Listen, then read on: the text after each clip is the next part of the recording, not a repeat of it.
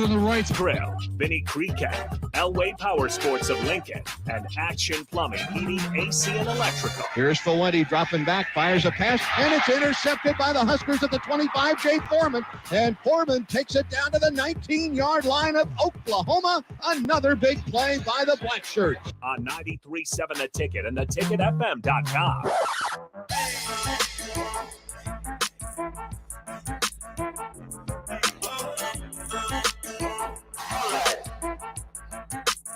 Good afternoon. This is Jay Foreman after game show.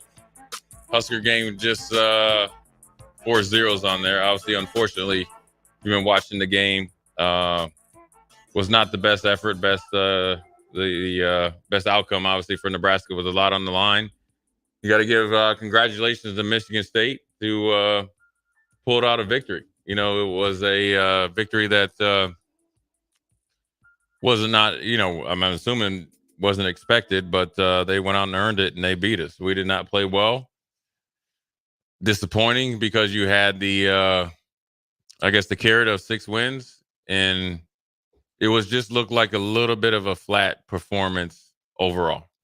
Offense, defense, special teams just looked flat, looked a little off. And that happens when you're in a week-to-week basis. You have to really train these guys to understand that what you did last week has nothing to do with this week. It's kind of an NFL mentality where it's a week-to-week season, week-to-week basis, day-to-day basis, play-to-play basis, meeting-to-meeting basis, communication from coach to player, player-to-player basis. And it just didn't look like their best effort. I think that Michigan State was going to be extremely competitive. I mean, everybody all week was like, oh, well, they're cashing it in. That's not good. That never happens. Michigan State has always been a prideful program.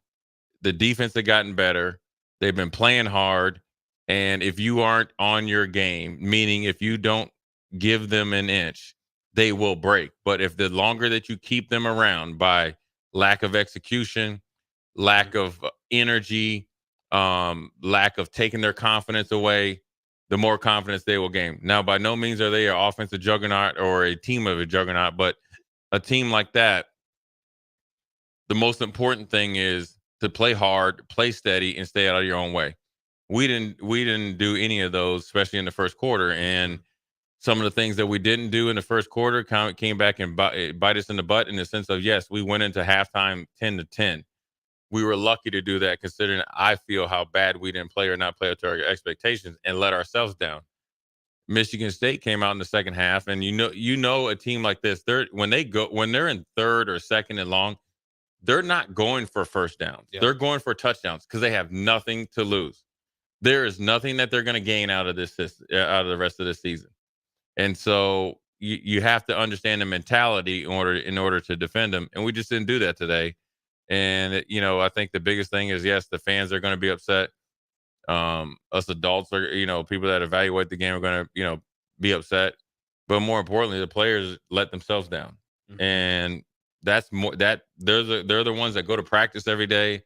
Those are the ones that, have to deal with everything. And that's probably the most disappointing thing.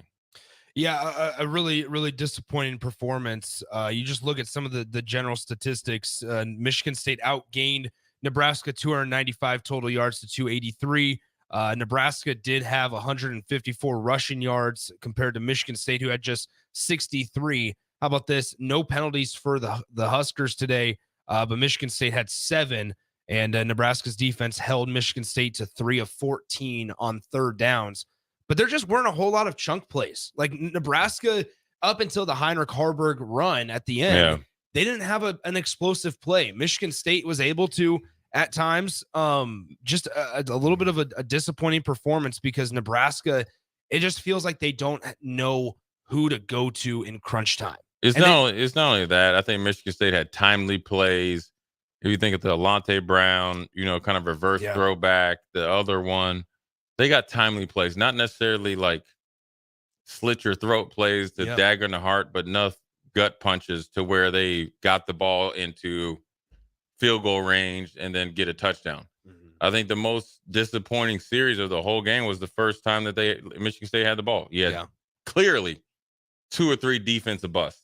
And it wasn't any type of hard plays where they put you in stress. It was lack of focus, and that's probably the thing that probably lost them the game. And so, look, when you have a very slim margin of error and then you have some success by, playing to that, sometimes players can, start to feel themselves. They can start thinking about things that aren't very realistic, and it can bleed into how you practice, prepare, and then ultimately play. And so it's a very harsh learning lesson for these kids, and a harsh learning lesson that you had control of the game, had control of what your destiny, and you on your own, by lack of focus and execution against a team that you were better than on paper and had been playing better than, brought up some old demons. And so, it's going to be more of a mental check and getting yourself back in order.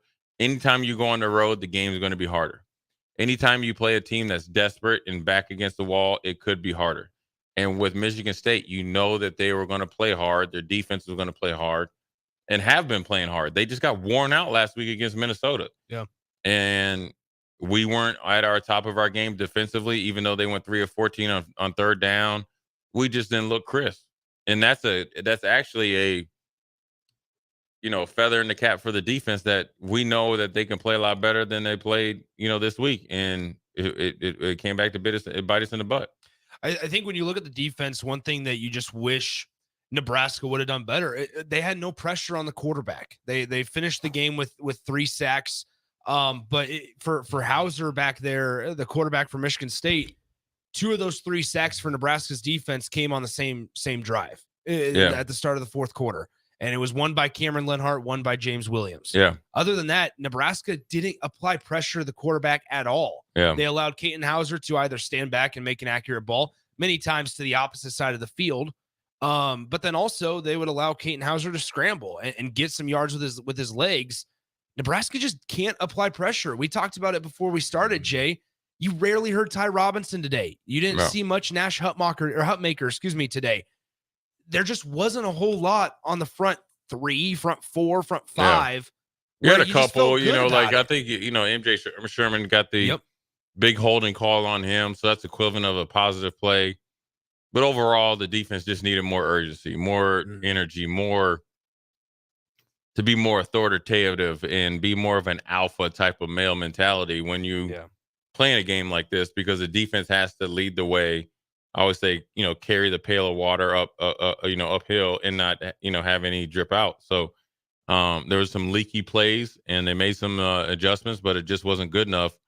It wasn't up to the standard. And that's just the way that's just the way it is. When you be as disappointed as you can, right? But ultimately you have to understand this is a 12 1-week season for this team, because when you haven't won and you haven't had the accountability factor and winning factor entrenched in your program, you get games like this sometimes, which I don't think there should be, but sometimes you get them because you see the light at the end of the tunnel. You see how far you've came. You've seen the ability to win ugly last week against Purdue.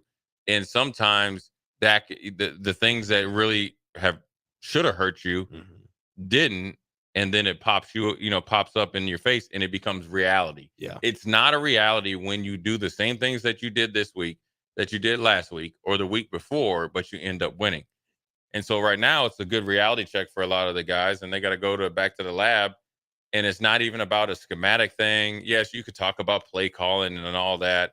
Yes, sure, the reads on the read option definitely was not there. Yeah. You could say all that, but ultimately this is a reality check game for those players. Yeah. And the faster that they come to terms with that we let ourselves down, it's not the end of the world. We can win next week. The better it would be for them individually than collectively as a team. Another game in the Big Ten Conference just went final, and that was between the Wisconsin Badgers and the Indiana Hoosiers. Indiana wins against Wisconsin 20-14. And they've been playing good. They had Penn State on the road. They started the season off and taken Ohio State to the middle of the third quarter. They played well, pretty consistent all year. It's the payoff of consistently depositing good performances, good weeks at practice, being in the moment, and then you get over the hump. Yeah. They have a really good player in Aaron Casey that probably should be Defensive Player of the Year in the Big Ten. Might not be, considering that he's on Indiana, but he's been flat out unstoppable.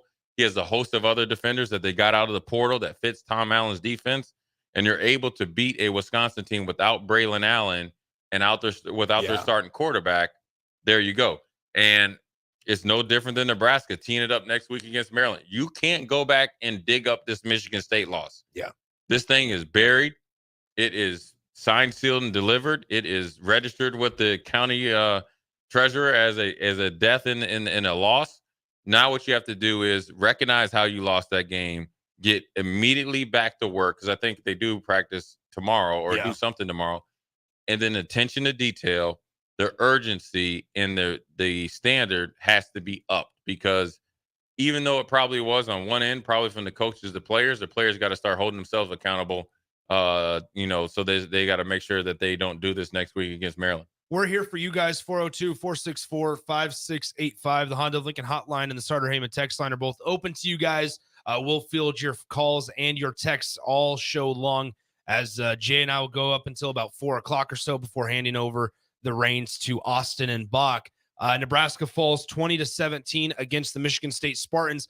Jay, I mean, you said it earlier. I think we saw the pictures on social media of the few fans that were in Spartan Stadium. It was not a full stadium. No, it was not. There wasn't a whole field. This was a bring your own energy type of game. Right. And Nebraska's had those. It's not like this was the first one all season long. Yeah, Nebraska needed 2 weeks ago against Illinois, or 3 weeks ago against Illinois. You had it. Frankly, honestly, also, you had to bring your own energy last week at home. Yeah. It was a cold Saturday out of nowhere. And up until Nebraska started playing, the fan base, and this is not me taking a shot, there was just not a lot of energy in Memorial Stadium. No, there's no excuse that in game 9 of the season that you shouldn't have to worry about bringing your own energy. No, I mean, especially with everything on the line. Yeah. And, you knew that you should have known that you were going to get their best shot. And if you didn't know it, you just prepare for their best shot. It just was a game that they let themselves down. And even though the flight is only an hour and 15 minutes or so, there's going to be a lot of regret on there, in the sense of, you wonder, was it the play in practice? Was it the attention to detail? Was it too much of reading social media, or was it the lack of detail or energy that I had during the game that could have possibly turned the tide? Mm-hmm. And it's just something that you got to deal with, is when you have a young team, in a young team, in a young organization, in the sense of, you have a coach, you have a program, or like what I mean is like a coaching staff, a culture of accountability and doing all those some things. Sometimes when you get on the cusp of which would be success is being bowl eligible by this time in the season, you can sometimes inadvertently and subconsciously revert back to some of the things that you've done prior. And that's the urgency of playing, the mindset of the game, understanding that even though this is a team that we should beat, we have to go out there and actually beat them and execute maybe at a higher percentage than we have before, because they are feeling like this is a time that we can upset a team that's been up on the uptick. And it's senior day. It's the last they're playing for a bigger purpose. And so we have to play for an even bigger purpose. And that's something that you have to learn. This game wasn't about physical, right? This wasn't about this isn't like we played a Alabama, Ohio State, or a team that could, just essentially when they rolled off the bus, they just have way better athletes than us. This was a mentality game and a mental game to see who could focus. And this is a learning process for the players and the coaches. And it sucks when you're going through a learning process and lose. Yeah. It's okay when you go through the learning process and you win 31-14 and everybody's, kind of going around and saying, like, well, how could you be mad if we win at 31-14? The coaches told you the tape wasn't as good as it looked like. So that was actually a shot over the bow for the players of, okay, we're not too sweet. Now, whoever accepted that message and then processed that message is yet to be told. Obviously, it wasn't enough people that accepted and processed that message, because you wouldn't have went out and performed like this against a team like Michigan State. And Michigan State is a team that was 2-0 before Mel Tucker got suspended/fired. So it's not a team that you think of like, hey, we could have just blew out. The defense was vastly improved. So you knew it was going to be a defensive game. You knew also offensively, for them to generate some points, they were going to have to come with timely plays, off schedule plays, and things that you had to be prepared for. Maybe some things you haven't seen on tape, but you also have to think of, they have Alante Brown. He's trying to have a get back game at them, but then also they're going to test your fundamentals and communication every single play, and especially when it's take a shot. And they outperform Nebraska at a high percentage in those plays. There's a lot to unpack here. Whether it's the defensive performance, whether it's the struggling offense of Nebraska, the special teams blunders. Once again, I mean, just a disappointing day from Brian Buschini. Nebraska was unable to really flip the field all throughout the entire 4 quarters of play. Nebraska fielded punts at the 5 and 6 yard line consistently. Billy Kemp made a return specifically in the punt return game only, but just to be back there to fair catch it, number one. And then number two, on the last punt of the game, in the most crucial time, they put in Ethan Nation for the first time. And I understand that you're trying to get a return there, but Jay, I guess we can start with the punts at this point, because that was somewhat mind-boggling to me. The decision not only to put a guy that is probably not fully ready to go, but is your best punt, best guy at catching punts, if you will, back there in Billy Kemp. But you talk all season long about, we're going to play football the right way and return punts, and we're going to do special teams, only to then in game 9 of the season, field punts at the 6 yard line, not allow punts to try to bounce into the end zone, just special teams blunders. And then in the last punt of the game, you put in Ethan Nation for the first time. Yeah, I don't think that really has any, is a big deal. I think the biggest thing with is, Buschini was very consistent last year. Started off a little slow and been really consistent. That's why we're talking about it. And when we needed a timely punt, he kind of hit somewhat of a golf analogy of a hosel rocket, right? We've hit those, right, under pressure. But ultimately, you need to answer the bell defensively, and you wouldn't have been in that position if you've been more consistent offensively. So it's a team game. Look, Michigan, we were not on point in all 3 facets. Were we horrible? No. Were we good?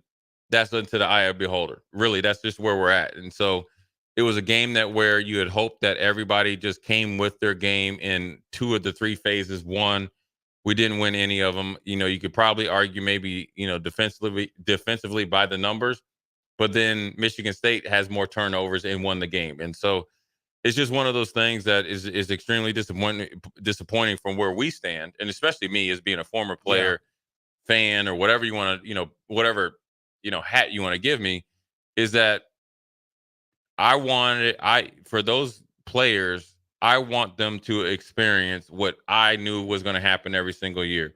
Go to a big bowl game, national championship or bust. Now, national championship isn't in their future this year, but going to a bowl game for some of those seniors, like the Luke Reimers and stuff like that, I wanted them to have that in their back pocket today. When we came on air at 2:23, like we did today, I wanted to be happy for them. Yeah. I don't need anything for myself. So I don't really care, from my standpoint, because been fortunate enough to do it. I want them because, I have a ton of respect for those kids.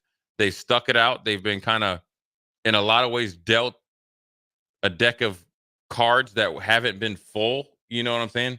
They haven't been privy to Matt Rule and staff of believing in them, coaching them, holding them accountable, things that I had, to the utmost.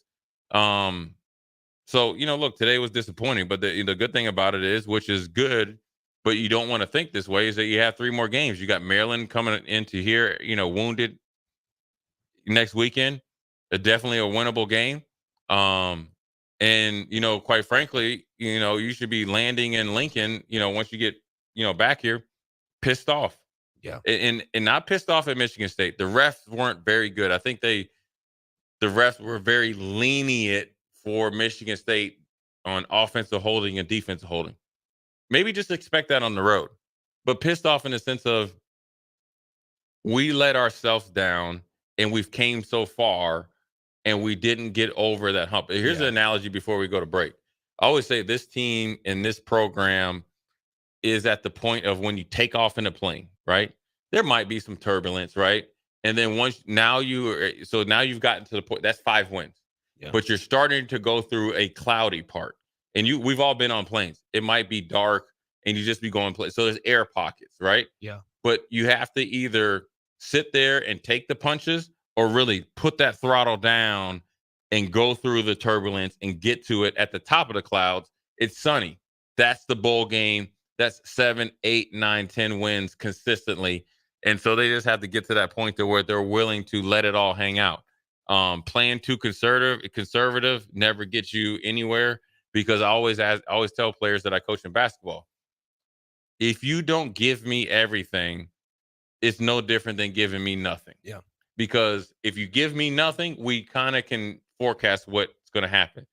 If you give me like 70% or play too conservative or play not to make a mistake, you're in the same point of it giving me nothing. But if you give me everything, I can learn a lot from that. And that's in the eyes of the beholder. That's player to player, coach to coach, position to position. They got to evaluate that moving forward. Yeah, I just think when you looked at this game, and we talked about it on the pregame show, like every game that Nebraska plays, whether it was against, and especially against these type of teams, what I mean by these type of teams is that you're not facing the top 5 team in a country right now. This is not like, this is a Michigan State team that frankly you should have beaten, and you do beat if you take care of what you can control. Similar to the Purdue's, similar to the Northwesterns. And the refs and the decisions that the refs make are out of your control. Right. Because Nebraska, through everything, had multiple chances. Yeah, through all the refs' horrible decisions and missed calls, a couple of them probably kept Nebraska and gave Nebraska the benefit of the doubt. But nonetheless, there were still opportunities. And how did you respond to those? Yeah, I think before we go to break, I think the mindset needs to be and this is probably boiled over from, say, like Frost and a little bit of Mike Riley. Instead of waiting for an opportunity, yeah, I want to go dictate the pace. Right here, if I had to say anything, we didn't dictate the pace of this game. Oh, absolutely not. That's where we need to get back. Forget everything else. Forget the schematics things, or the refs, or you could lack of pressure. All of it can just be put into one box. We didn't step on that field and say we are going to dictate the pace. Yeah, you can have a bad call. Okay, that's fine. We'll dictate the pace again. Okay, you missed the call on third down. Okay, we're going to dictate the pace. Oh, you supposedly gave them a touchdown catch that the guy that Dean Blandino said wasn't a catch, which he's the head of referees and an iconic figure that he's able to see things in a slow motion fashion. Somehow somebody else gave you a touchdown. Well, we're still going to dictate the pace. Yeah. That's what we need to do. We need to start focusing on ourselves, less on what everybody else. Yeah. And then we'll just go from there. It's just the willing, or the how do they respond to adversity? And we've seen instances in previous games where they've responded well. Yeah. And it's just this today, they just didn't. It's just, look, you got to really package this performance or whatever you want to call it and just leave it at that, because that's the way this is. Look, I always said this earlier on the pregame, A1 Automotive pregame show. Matt Rule's experience in the NFL, because the NFL, and trust me, I know from experience, it's a week-to-week business. Yeah. That's what this team is, week to week. Now, can you emphasize and focus on some of the things that you don't want to boil over the next week? Sure. We got to have a conversation. We can't turn the ball over at this rate because we're not creating as that many turnovers. And that's what's going to happen. Michigan State says, as long as we play keep away, we'll be fine. Yeah. So we have to adapt that mentality. So there's just things that they need to address and really focus on. And look, when you land here, it's got to, by the time you touch down, that game has got to be flushed out of your system, in the sense of all the emotional baggage attached to this game needs to be gone, but you can't forget it. It's almost like I can forgive myself, but I'm not going to forget, because when you don't forget it, it's going to push you to do better. So if I'm on you, say I'm a coach and you're a player, Nick, in the middle of next week, I can just reference what we just did a week ago. How do you feel about that? It's the same thing I've been talking to you about maybe since Purdue game, maybe since Northwestern game. Now I have your attention, and now I have your attention, we'll put on a better performance against Northwestern here in a week's time. Yeah. Or not Northwestern, excuse me, Maryland. Maryland, yeah. By the way, I mean, you talk about the pace and just urgency. There wasn't a whole lot of urgency even down the stretch. Even when Nebraska was down 2 scores, 20-10 in the halfway part of the fourth quarter, there wasn't a whole lot of urgency. Well, it didn't seem like they had a plan of what they wanted to do. It's a good analogy of this. It's almost basketball season. It's a team that comes out flat, that's better than another team, and you start to make a comeback and you get close, right? And you're within 3 points and you miss a free throw. And then you don't foul on time. And you're supposed to push the ball to try to get a 2-for-1, and you don't have the urgency.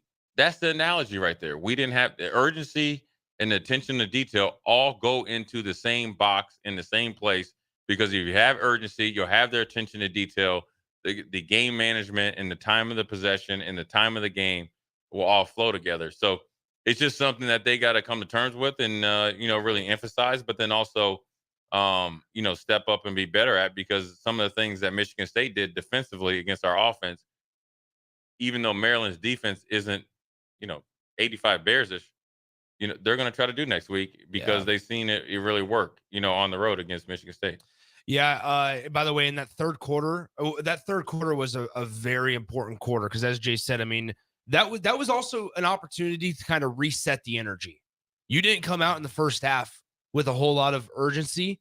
Yeah, you could. Well, come the out defense, at halftime, the defense didn't get the party started, and that's exactly what I was going to say. That's all there is to it. Michigan State in that third quarter took up over 10 minutes of the game clock. Yeah, you couldn't get off the field, and when you did, your offense couldn't get more than 3 plays going. But that was it. We had the ball to start the third quarter, and we kind of dookied down our legs. They kept it and played keep away. They went 4 corners, essentially in the third quarter of an NBA game, and really put you to sleep. And then before you could get your energy up and get that urgency back, the game was over. And so that's just clock management, game management in a way of trying to eke out a win, where they saw Nebraska not coming out of the the locker room with the urgency. If Nebraska was able to get at least 3 points in that first drive or two, it's a totally different game.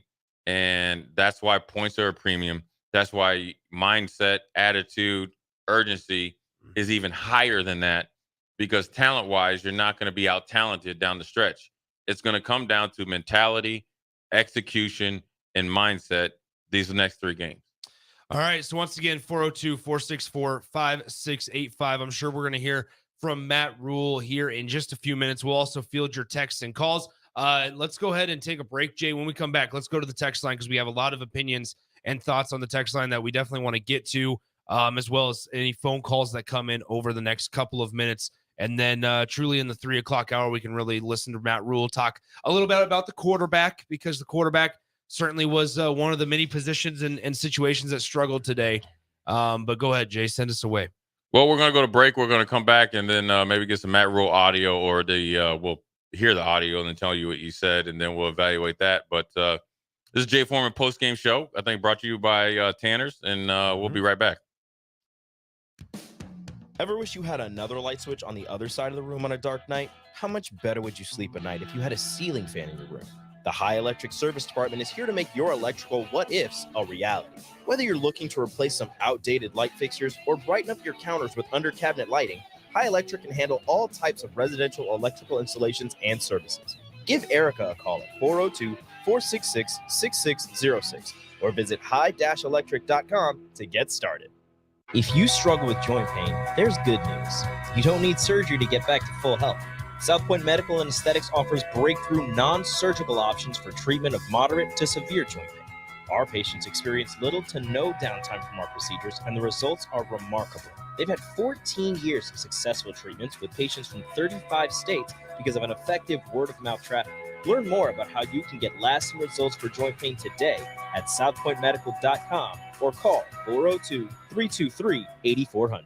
Hi, this is Cameron Hall, owner of Doors Plus. If you're looking to upgrade your garage door, my team and I are here to help. Doors Plus represents 5 major garage door manufacturers, so you have plenty of options when looking to upgrade. Doors Plus prides itself on a fast but reliable service with a 3 to 5 week lead time to complete your entire project. We have multiple commercial installation crews in order to get your project done efficiently and correctly. Give Doors Plus a call for your new commercial garage door at 402 202-590-5800 or visit us online at doorsplusllc.com. Doors Plus, garage doors and more. The holidays are drawing closer, and there's not many things better than getting the gift of relaxation. Not just for yourself, but for anyone in your life. During November, for every service you get at the Body Shop, you get entered into their drawing for a free massage gift certificate equal to your last service. This goes all the way to the week before Christmas, so book your appointments now at thebodyshoplincoln.com and treat yourself and loved ones today. The Body Shop at 48th and A. When you were a kid, clubs were cool. Robotics club or space club and stuff like that. But what do adults get? Book clubs and quilting clubs? No, forget that. How about a margarita club? Get to Upside Bar and Lounge and join the best club in town. 10 flavors of margaritas like Maui Wowie, burnt pineapple, and mango tango. Try all 10 of them and receive your own souvenir margarita glass. Make it your new Monday night tradition. $4 margaritas and $4 taco baskets. Grab the crew and head on over. Monday nights or any night. Upside Bar and Lounge at 29th and Pine Lake. The Stars are back home on November 4th to take on the Cedar Rapids Rough Riders at the Icebox. It's the first visit for Cedar Rapids to the capital city since 2019, and it's also military night with a post-game jersey auction to follow. Lock in your seats today by heading to LincolnStars.com. WWE Friday Night SmackDown returns to Lincoln, January 12th, 6:45 p.m. Pinnacle Bank Arena. Let's throw down right now. See Rey Mysterio, LA Knight, Bobby Lashley, The Street Profits, Charlotte Flair, Io Sky, Carlito, and more. It's WWE's Friday Night SmackDown in Lincoln, January 12th. Tickets start at $25 and on sale now. Ticketmaster. It takes a great game plan to win a football game each week, and right now, it's time to plan a trip to get a new car at Mullen Motors. Just like on the football field, there's a wall of defense on the way to Mullen Motors. 48th Street is under construction from Layton all the way to Cornhusker Highway. But the lot at Mullen Motors is full of tons of great vehicles to drive home this fall for the ultimate touchdown. Mullen Motors, still open through road construction at 48th and Walker. No taglines, just quality vehicles. Mullen Motors. Get rid of pesky critters once and for all with Bats to Rats. Their expert team is here to help you reclaim your home. No more sleepless nights caused by crawling critters or flapping wings. Bats to Rats ensures a safe environment for every family member. Check the website at batstoRats.com for amazing offers, and if you mention this ad, you'll receive $10 off your initial inspection cost. Don't allow uninvited guests to take over your home. Trust Bats to Rats for a peaceful and rodent-free living space. Jay Foreman Postgame Show. Sponsored by Tanner's Bar and Grill, Vinny Kreekak, Elway Power Sports of Lincoln, and Action Plumbing, Heating, AC, and Electrical. On 93.7 The Ticket and theticketfm.com.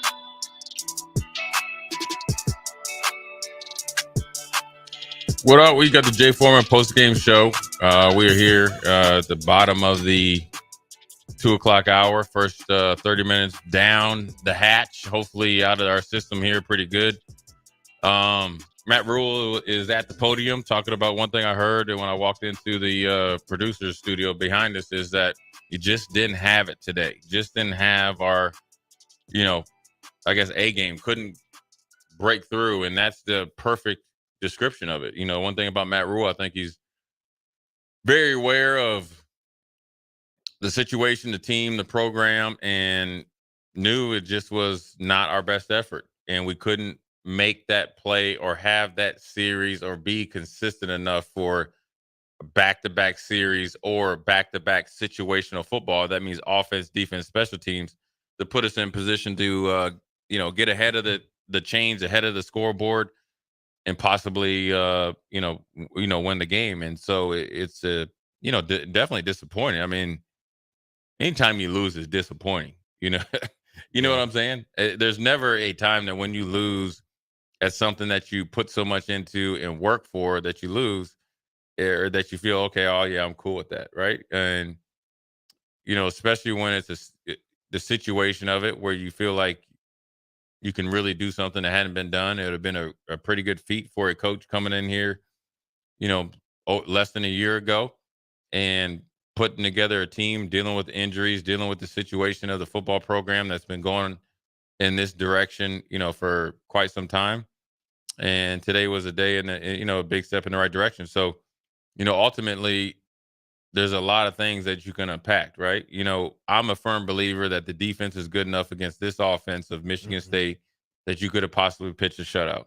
Just felt like we were just a little off. We've seen it the first drive. Guys that usually make plays or don't make mental mistakes made, quite frankly, two huge mistakes. And that's a lack of focus. Is that a dealing with success? That's what I think is the hardest thing. Listen, if there's one thing that's been fostered in let's say, I don't know what the description is, when you build it up and it's like a disease, like fumigated or whatever, I don't even know, whatever has been the perception of success around here. And then it boils over into some of the players and how do you deal with it? You win 3 games. You haven't done it before. Went undefeated in October. Okay, you're still at 5. Yeah. Do you start believing the hype? Do you think it's a foregone conclusion that you're going to go up to East Lansing and win? And you lay an egg or don't play up to your standard, and that's been something that's been fostering for a while around here, and it's been something that the guys that have been successful have been telling you, like, you need to pump the brakes a little bit. So sometimes the harsh reality of something that's been maybe coming your way for a few weeks pops up to you at the right time, and maybe this is the right time, and we just didn't play up to our standard. And that's, as bad as it is right now, right? Frustrated. Yeah. They should be they're more frustrated. But ultimately, it's good that they're frustrated. One, because they care, they understand the things that they didn't do and the ramifications of what they didn't do. And this coaching staff and say like leadership has been able to get these guys refocused and be able to bounce back. And starting, probably after having the locker room talk, you need to be getting on that plane or bus, telling each other that's never going to happen again, and then show up with a new attitude and new mindset come next time you're at practice. Once again, 402-464-5685. We're getting a lot of texts about the quarterbacks. Heinrich Harburg finished today's game 12 of 28, good for a 43% completion percentage for 129 passing yards, no touchdowns, and 2 INTs. We're going to get to that. Matt Rule was asked about Heinrich Harburg, and here's what he had to say after the Michigan State game. I'd have to watch the tape to see Heinrich. I thought he ran the ball ran the ball well at times, made some good explosive plays. So I know he competed. He brought us back. I'd have to just go back and watch the tape. I know those last 2, the ball was knocked out of his hand, so you guys probably had a better vantage point on the replay than I do from the field. So I'd have to go back and see what exactly that was and why those things happened. Here's one thing I will say, Jay, and we talked about it before we came on the post-game show. Regarding Heinrich Harburg, I would push back a little bit and say that he didn't run all that well. There was the one play late in the game where he ran it, I think it was like 43 yards, got it down to the 4-yard line. That was really the only time we saw Heinrich Harburg really be able to explode for at least a minimal gain. Yeah. Other than that, the option, the I formation doesn't look good. The speed option doesn't look good. He's not drawing defenders like he probably should be, and then tossing it. I mean, he's predetermining every little thing he does, it feels like, whether it's in the run game or whether it's in the passing game. Yeah, I think what people need to understand, Heinrich is in a sticky situation. And you have, listen, if you know me, if I was coaching, me and him I would be waiting for him at the sideline. Yeah. Number one, because I know for a fact you're better than that, right? So that's why I'm going to be all up in your junk. But also, as a former player, he's in it. And the only reason I can say this, I've been in those situations. I've been in those shoes. Now, I was able to kind of, and had the coaching and my dad there that kind of literally pushed and like threw me over the edge to get through it. Here's where he's at. And this is just my guess, right? And this is, well, actually, I'm just going off what I see. So yeah, maybe it's something different. I see a young kid where you have to understand where he came from. Came from a small school, came here, was kind of just put on the shelf. Then you brought in a new offensive coordinator last year. that purposely didn't coach him and didn't think he could play. That's his opinion. That's his prerogative. Here comes a new coach. He gets an opportunity, worked really hard to be in favor of the coaches, and then he wins this, or not wins, but he starts to win a few games, and he's the starting quarterback, right? Mm-hmm. So now you start to think about things that aren't necessarily in 2023. Are they going to bring somebody else in? They signed a quarterback from Bellevue West. Will they be good? They need to go to the portal and get 2 or 3 quarterbacks. Yes, he's winning, but his throwing, you start to hear those things. Yeah. And also see it because he watches the same tape that we watch. And then you start to play too tight. Then you start to run not to make a mistake. Then you start to look like kind of a robot. Listen, I will tell you this, and granted, the fact that I'm telling you this makes it more frustrating. He is one of the best athletes I've seen in late highs on. He's 6'4", 225 pounds, 4.5 to 4.6 speed, 40-inch vertical, has quicks and all do that. He hasn't made anybody miss. No. So that lets me know he is kind of thinking while he's running. I would tell him, get out of your head, do exactly what you're doing, and let your do exactly what you've been coached to do, and let your athletic ability take over. That's why he looks so robotic in the option. That's why when he pitches the ball, it's so late and there's 4 guys there. Yeah. So it's controllable, but it's a mentality thing. This is not a physical thing with this team. It's a mentality and a mental thing. And it's that little like minute difference of taking the next step, continuing to get better every week, stepping up when you need to, embracing the moment is that thin in the difference in the circumstances, or you pushing yourself through it and just saying, bump it. And it's not that you don't care, but it's like, hey, listen, when he watches that tape, I can guarantee you he's like, man, I can play better than that. Yeah. I can be faster down the line on the option. I can be a more like scary when I run in the option. My footwork can be better. I can really have my back foot when I'm throwing a ball on the ground so I can actually stride with accuracy and all that stuff. That has nothing to do with talent. It's fascinating that you say that because it kind of feels like the complete opposite of what we saw against Northern Illinois.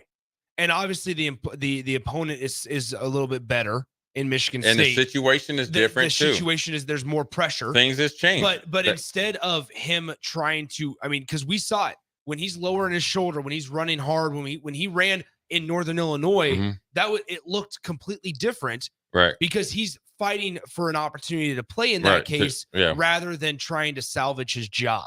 I think it's a little bit different. It's his first one. He didn't know any better. Listen, he's taken a lot of hits since then. Yeah. So he's probably maybe a little dinged up more than we even know, and more that he's willing to put on. But also, I think the dynamics has changed. He's won 4 games out of the 5, right? Yeah. Or 5 out of 5 out of the 7. Well, he's won 5. Listen, every win he's been the quarterback. Yeah. So that provides a different type of pressure. It's different if he knows he's only going to play a week or 2, and Jeff Sims is going to come back and be the starter without a doubt, because then you're going to get more of what you got. Now he's gone on this train or trail of being the starter, your expectations and how you prepare and all that stuff starts to become different. That's what he's dealing with right now. And sometimes and the only reason I can speak 100% factual about this is because I went through it, where you're trying to play too perfect and not turn the ball over, you end up doing the same thing that you're trying to guard against. Yeah. Matt Rule, once again, post game. Here's something that Jay was talking about earlier, learning to play with expectations. Here's what the head coach had to say after Michigan State. Yeah, I thought our ball security and all those things that have been plaguing us, snaps on the ground, I thought it was so much better, right? I thought it was significantly better in the game. But to your point, we never took the ball away. At the end of the game, we can't have those things happen. We have to make those plays. And so there'll never be an excuse for being -3, right? It's -3 and you lose by 3. You're probably a better football team than that. So as I said to our guys, our guys, we're a good football team. We're finding out what it's like to play games with consequences late in the year. When you come in after winning a couple games, you're finding out they're finding out for the first time that people are ready for you. They did not pay attention to you all week. They studied you all week. And you're going to have to fight, scratch, and claw, and not just assume, well, we've stopped them for 2 drives, we're going to get them going now, or hey, we ran the ball. The first drive coming out of halftime, we had 30 yards rushing on the drive, and then we sputter. So there's a lot more lessons to learn from this game. It's painful, but they have to learn them. I mean, learning how to be, like in my case, learning how to be a consistent and better pro sucks. Learning how to be an actual winner sucks, because there's sometimes some doubt and letdowns along the process. It's not going to be easy. If it was easy, Matt Rule wouldn't be here. I mean, you know what I'm saying? That means anybody and everybody could do it. And some guys that, you got to think Heinrich Harburg is a freshman out there playing. He's been on campus for 3 years. He's a freshman, never played. And up until last year, not really coached. And so it's a different situation. And learning how to deal with realistic expectations is very, very hard, because you have to deal with some things that aren't in your control, but you do control them, right? Your perception, how people view you, your effort, your energy, your urgency, your mindset. Those are things you control. But then also some of the things you don't control is everybody expecting you to win, going on a road against a like team. That means even though Michigan State going into this game was 2-5, they're no different than Nebraska. They really aren't. They played some close games. They went down to Iowa City and almost won. They went neck and neck with Minnesota, who beat Nebraska all the way into the middle of the third or fourth quarter, right? So they're a competitive team, even though it hasn't looked good. Now they got blown out in some games, but so is Nebraska against Michigan. That's the hardest part. Getting on the plane and playing a faceless opponent, and the biggest opponent is the one that you see each and every day. You look at just the drive chart for Nebraska, because we got a text on the text line 402-464-5685. Earthquake Glue says, don't blame Heinrich for everything. Satterfield had him throwing way too much. What I would say is this: at some point, Nebraska is going to have to figure out whatever it is on offense, whether that's running the ball, whether that's throwing the ball. I don't think anybody cares. Just figure out a way to get something going, because Jay, let me tell you this. So at the start of the third quarter, up until when there was 6 minutes and 8 seconds left on the clock in the fourth quarter, here's how Nebraska's drives went: 6 plays, 29 yards. And it resulted in a punt. 3 plays, -4 yards. 3 plays, 1 yard. 3 plays, 3 yards. 6 plays, 41 yards, ended in interception. There's nothing. You're sputtering on offense as a whole. It's not that there was, I mean, you can talk about play calling all you want, but at some point, like the correct football decision has to be made by the players, right? You can't have Anthony Grant dancing in the backfield when you need somebody to go north-south. Right. You can't have Heinrich Harburg trying to take a shot downfield when there's a wide open Malachi Coleman going across the field on a crossing route, or a Thomas Fidone on a short drag route. Was the play calling perfect? Absolutely not. And I've been as critical on Marcus Satterfield at times as anybody this season. But at some point, the players have to make a play. Yeah. And especially later in the game, and this is kind of something I said at the start of the show, towards the end of the game, you have to start thinking about players. Right. Who do you want to put the ball in the hands of? Yep. Who do you trust the most to go make a play? I get that injuries have hurt Nebraska's offense, and Nebraska's offense is banged up. But at some point, the pride has to be there. This offense has to get tired of saying, we're tired of being discussed as the worst of the 2 or 3 facets on our team. Right. And you have to go make a play. And it's in a game where Michigan State, who is a mediocre opponent right now and an unstable program with an interim head coach, they're giving you countless opportunities. And as an offense, you respond with 9 plays in 3 straight possessions for a total of 0 yards. What do you expect to happen? You can't expect to win ball games if no adjustments are made in the IQ department, in the decision-making department, or the preparation department. Yeah, I mean, you're 100% correct. I mean, the players, look, the coach's job is to call the plays for what they've studied and can guess what's going to happen. The execution factor has to take a huge step forward. Yeah. And sometimes, and again, people, when you say mindset, how you prepare, that's not a tangible asset, right?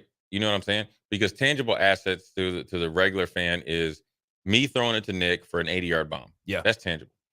But your mindset has to be right to understand the point of the game that you're in, your opponent, and what you need to do to get done to have a successful offense, right?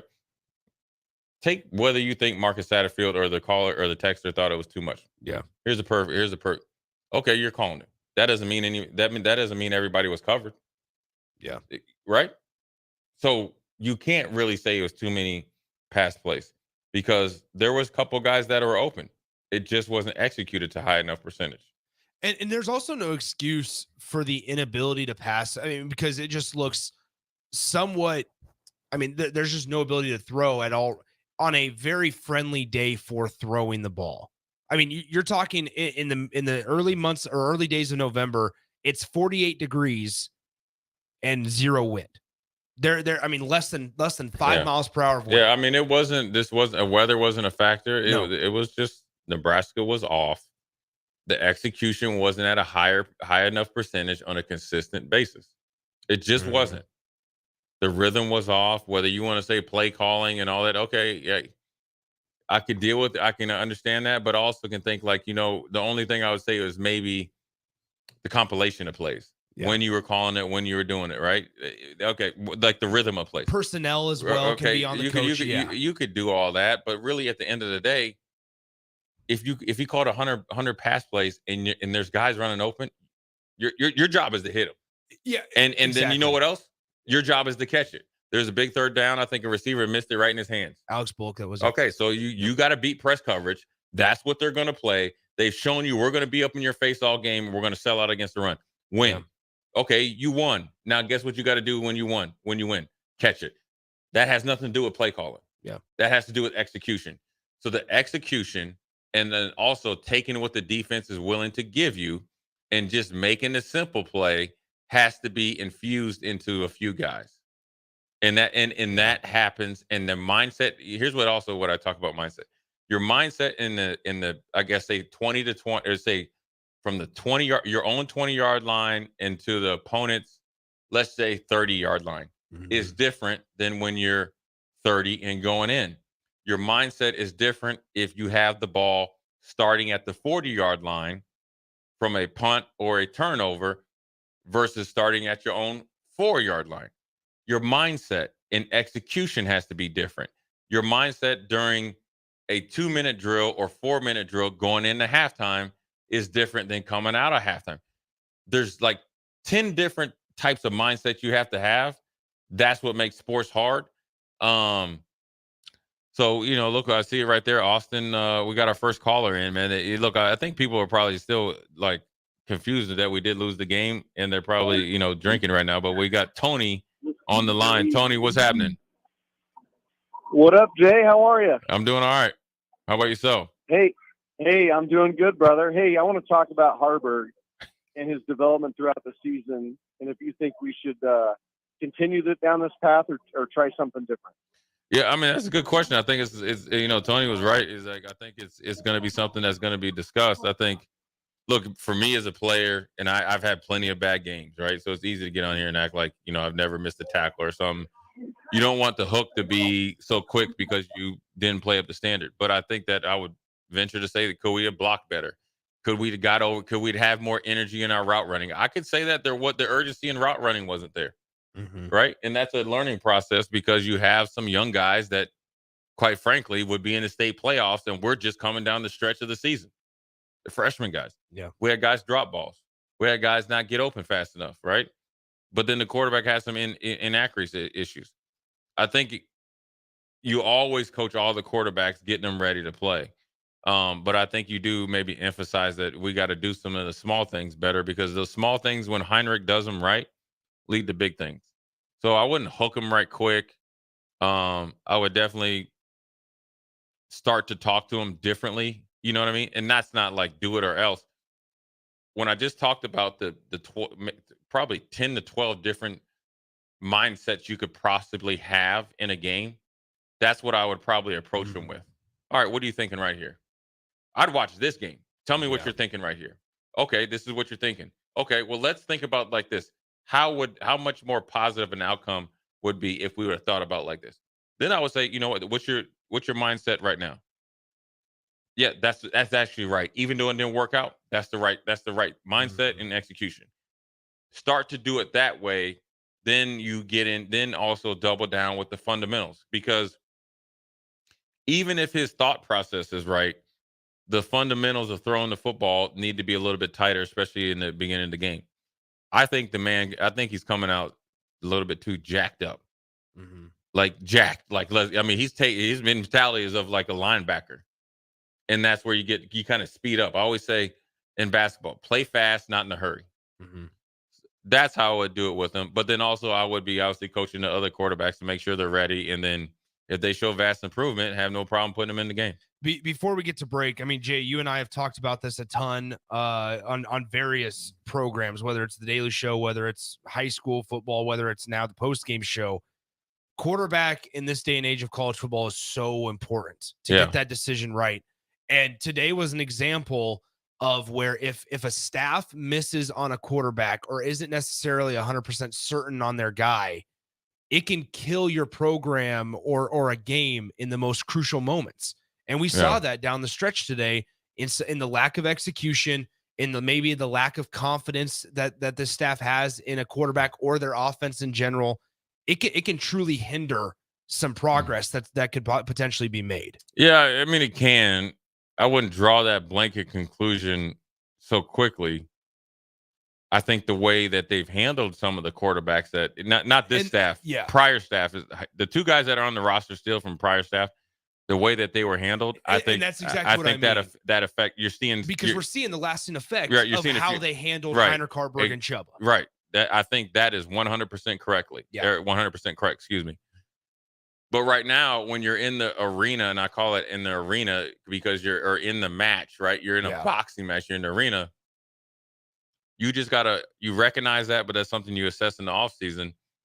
I just think that when you think about Heinrich Harburg, you just got to say, look, dude, I know you. First of all, I know you can play better. Yeah. That's one thing I know. If you talk to those coaches, I'll be willing to bet they would say, I know he can play better. He knows he can play better. But it's not all on him. We were a little leaky. Look, Michigan State has a good defensive line, period. Good defense, period.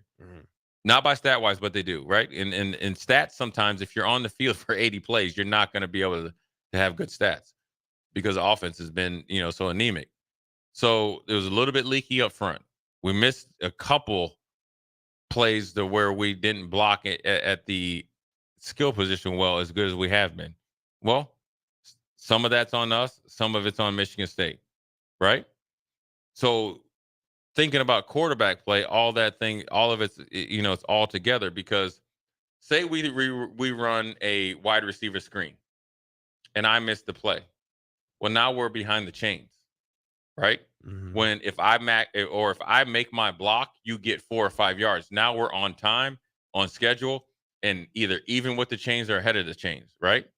So what does that do? Puts more onus on quarterback and on the play calling, because we have one guy miss the block. The mentality should be is, I don't want to be that guy. And so once you do that and eliminate that, and you take that percentage down of how many guys are that guy, then you start to see more explosive plays, consistent offense, and that's what they've done up until today. You were able to do some things. So, I mean, we appreciate Tony for calling in. I mean, I'm sure that's going to be a hot topic, because as much as the quarterback gets blamed, they get a lot of credit. And that's, anytime you lose, you blame what do you always do? Blame the quarterback, play caller, head coach. And that's not necessarily the case. So this is Jay Foreman Postgame Show. We're going to take a quick break and come right back.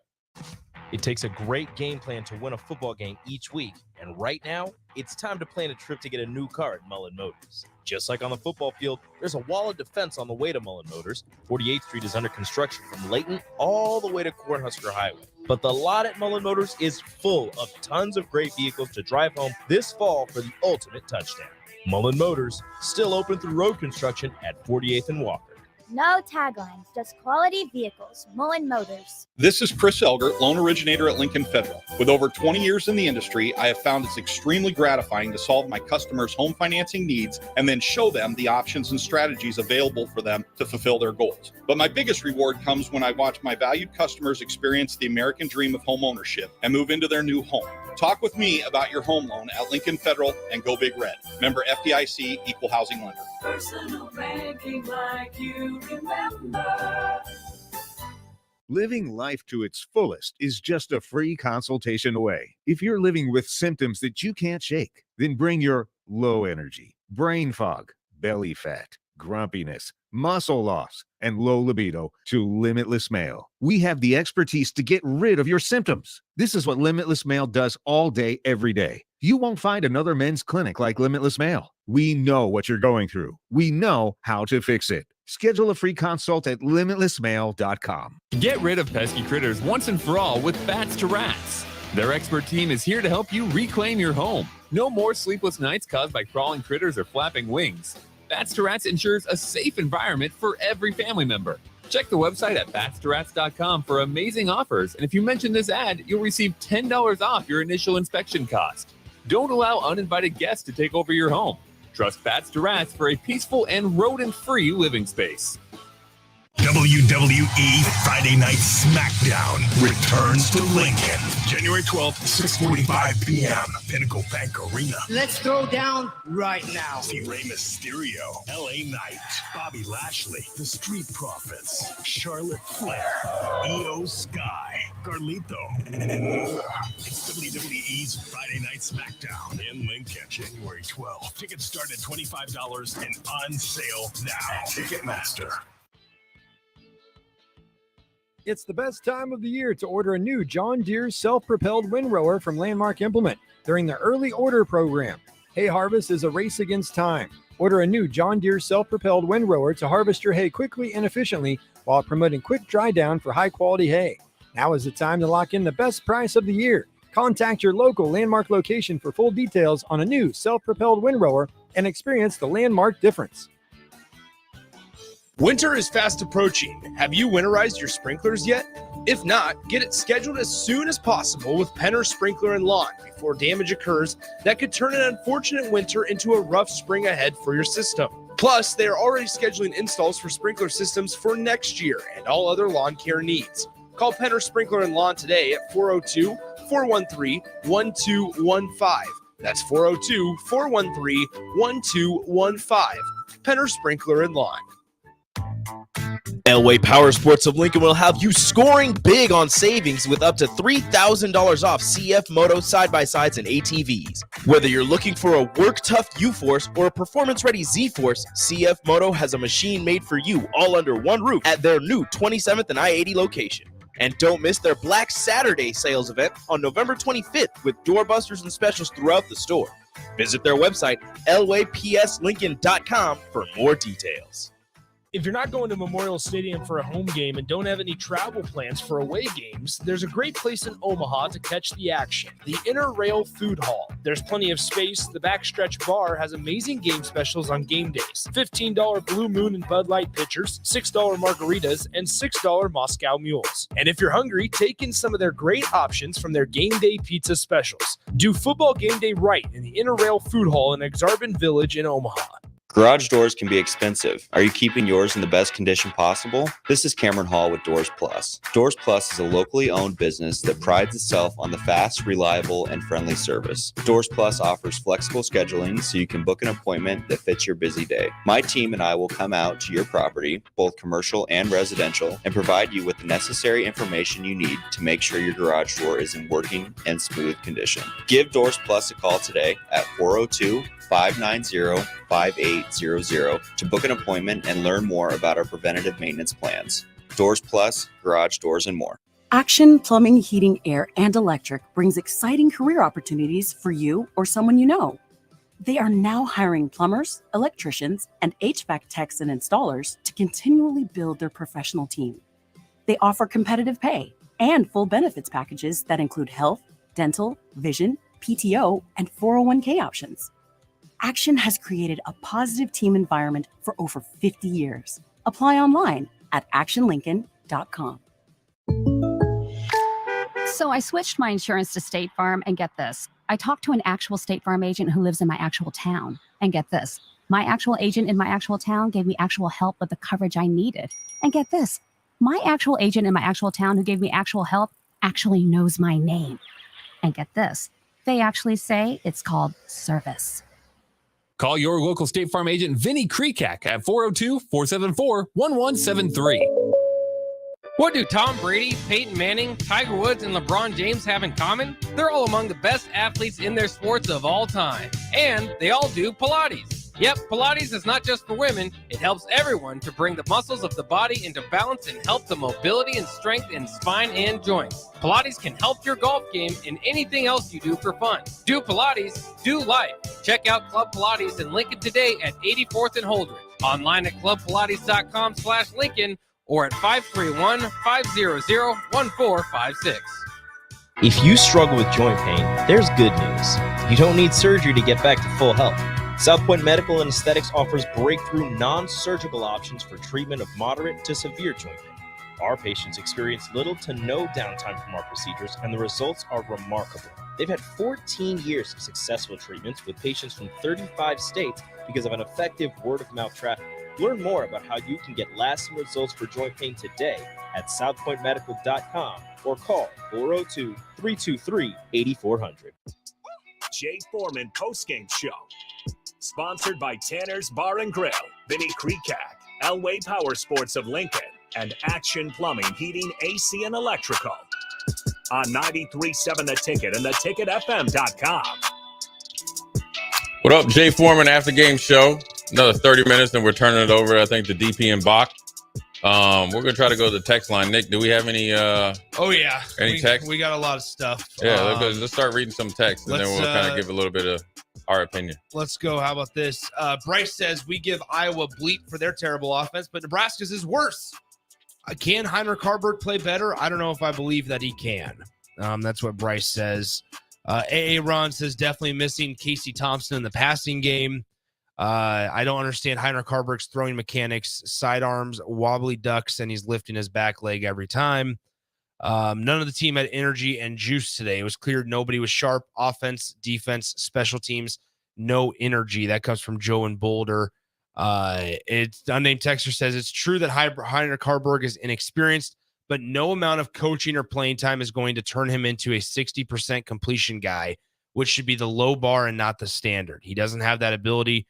Haarberg should probably look for a position change in the offseason. I would also say this, like it's interesting just the way things have progressed, because now we're getting back to this sense of reality. And that's what you said, Jay, at the start, was like, this is a reality shock, right?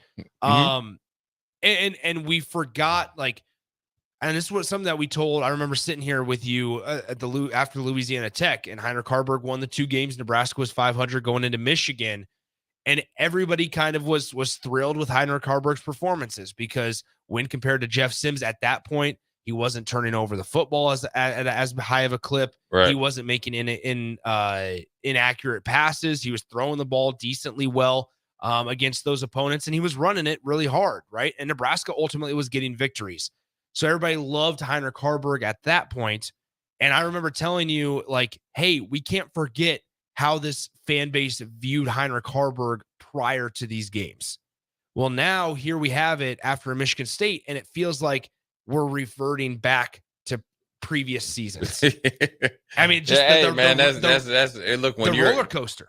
Well, yeah, when you're a fan, you know what that's short for is fanatic. Yep. So, that's just the way it is. Look, when you play quarterback at any university, and we can only focus on Nebraska, when you do well, you're king. When you don't do well, you're treated as a peasant. And it's always somewhere in between. And I think, to reply to some of the texts, I think he can play better. Because I think, one, I've seen him play better. I just need him to see. I think he can play better for longer periods of time. Yeah. But then I also think that guys around him can play better. I think when they run a wide receiver screen and we whiff on blocks, that affects the QB time and time again. But affects the QB indirectly. Yeah. So I encourage fans to look at the game differently. I'm a big believer in cause and effect. So if you want to see a quarterback play in a hurry and not fast, let him be way behind the chains because two guys missed the block and totally whiffed the block out, allowed easy access and got 6 yards tackle for loss. Now it's 3rd and 16 instead of 3rd and 6. If you want to see a quarterback not play well, just do that on the road. If you want to see a quarterback do that, where a run play call that Satterfield could call, the worst case scenario is 3.5, 40 yards on a play call. Have a running back dance around, and then you end up at the line of scrimmage or a tackle for loss. Yeah. So instead of 2nd and 6, 3rd and 4, 3rd and 6, or whatever, it's 2nd and 3rd and 8, 9, 10 plus. That's a recipe for a indirect evaluation of your quarterback. And the one thing I can agree with 100%, I feel like the sense of urgency, the energy, aka what people like to call juice, wasn't there for long enough periods of time on the road in a game that you can get over the hump. In a game where you had, going into it, we kind of had this idea that Nebraska was going to have to create their own energy. Like, that wasn't a surprise. But here's what I'll push back on you with that. Let me ask you this. Because is there ever a game where you don't? There you go. Exactly. And you know what though, Nick? Here, I'll tell you this. I'll be completely honest. There's been games when I've been out there and I was just like, you're not playing. Yeah. But it didn't take long. Exactly. Right? I mean, look, I will tell you this. Whether it's Barry Sanders, Jerry Rice, Ray Lewis, Travis Kelce, or anybody, Patrick Mahomes, there's been games you didn't have juice. Yeah. Whether it's sickness, injury, or being healthy or hurt. But then the guys that really are truly competitive, you bring it. Like at the first couple series, the first quarter, first half, one of the main guys in the front seven that was the only guy that bringing energy was Cam Linhart and Jamari Butler. Yeah. Those are the two guys that ain't played none. I was just going to say, a guy that initially entered the portal during the offseason and wanted to come back and did not start the season as a number one. No, he was hurt. And then you have a true freshman. They don't know no better. Yep, exactly. So looking at the offense here, Jay, I'll ask you a general question and let you run with it. Do they know what they want to do? I think they do. I think right now it's in a little bit of flux. Consider the situation that we're in. Nothing that they probably went into the season has gone as planned from a health standpoint. And then you double that with some key positions and some key players that got started off on the left foot instead of the right foot. And then you get not only guys hurt, but we're talking about injured. And yes, they was Marcus Washington, IGC. Are they as good as Marvin Harrison Jr.? Most likely not. But in this offense, they were definitely needed, sorely missed. Right? That's your starting, outside receiver. It's probably your other boundary receiver. And then that affects Billy Kemp, who had been hurt in the slot. And then you got to think your top two running backs, which you haven't even talked about, are gone. Yeah. Not for a couple games, the whole season. In one game. It's not like Gabe got hurt and Ramir took over for 3 or 4 games and then he got injured and hurt and then you're finally handing off to Emmett. And then Anthony Grant has been having his struggles. So that's an injury or somebody being hurt as well. So I think they probably know inside their walls, but I think it's hard right now because it's constantly in flux. And as great as strides as some of the young rookies have made, they're still rookies. Like, to be honest with you, that pass that got airmailed to Doss, look, coming out your break and be able to get off your feet and get up there at 6 feet tall, that's not short. That's not a short receiver. Yeah. To get up and have the ball over your hands, you didn't deliver the mail. So there's a lot of things that lead into it. And so I think they know what they want to do. I think it's just hard to execute right now.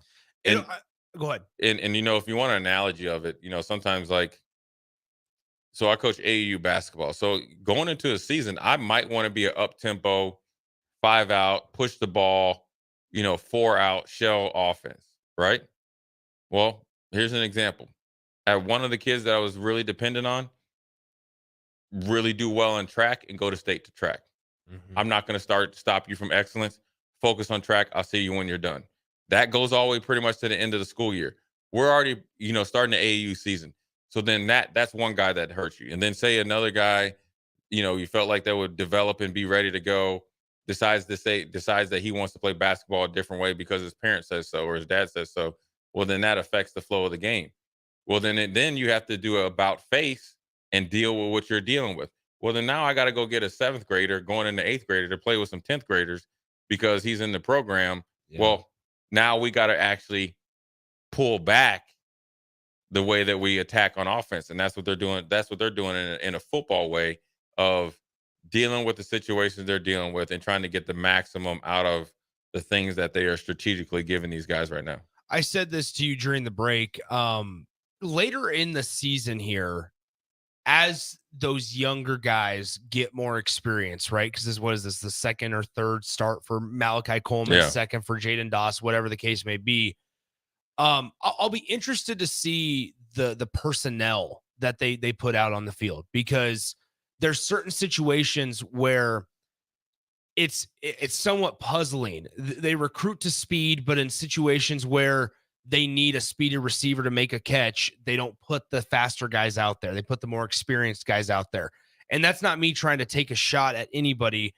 That's just thinking clearly, right? Yeah, I mean, and in situations like that, you mentioned guys missing blocks.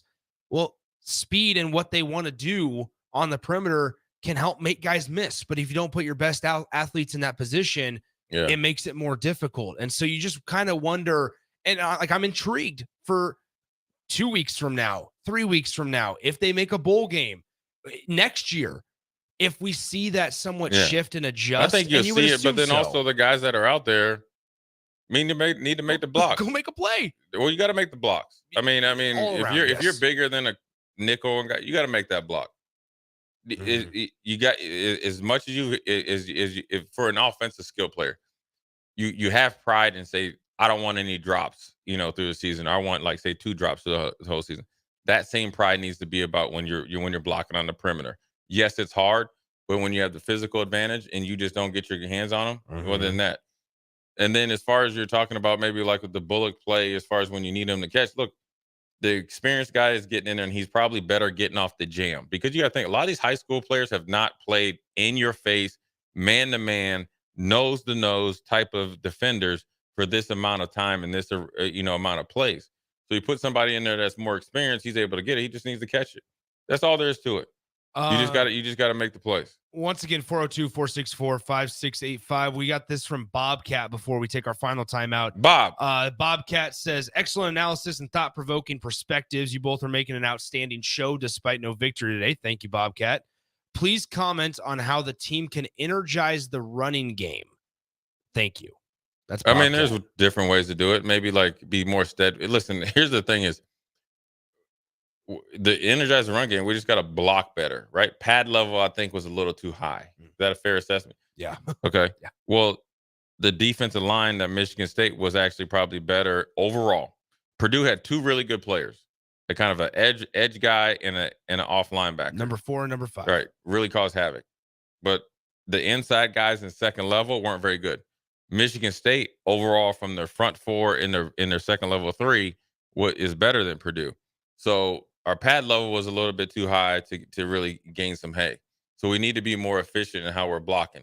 But then, like you said, with some running backs, you got to stop tiptoeing and dancing, and we got to start hitting the hole.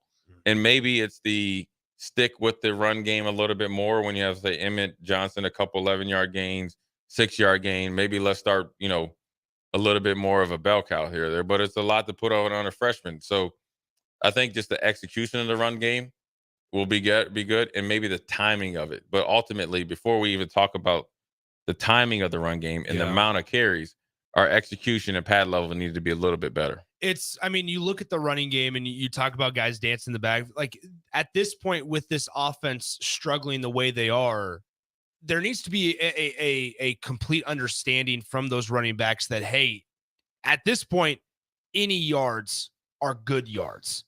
True. Like at some point, instead of trying to dance around and make a big play, you got to go north-south at some point, and staying on schedule at 2nd and 6 is much more important than trying to figure out a way to hit a big hole and end up being at 2nd and 11. Well, what happens is even if you're trying to mix up your first down run, I know particularly there was 2 or 3 kind of like, let's call them either slot screens or wide receiver screens, that some guys missed it. So you're behind the clock or behind the chains. And then Michigan State was selling out with their run blitzes. So that makes it harder to run the ball. So you're correct in the sense of, we have to accept the yards that we get. But ultimately, it's holistically that we have to do a better job of eliminating, I call it direct access to the play at the point of attack. We do that, everything kind of flows off of that. You're able to get 2 or 3 yards because, Nick, here's the thing what people don't understand is those short screens, those wide receiver screens, those are just extended run plays. We've seen the San Francisco 49ers used to do that. But what you do is if you miss a block at the point of attack, it's no different than missing a block on a drop back pass. It just makes you play in a hurry.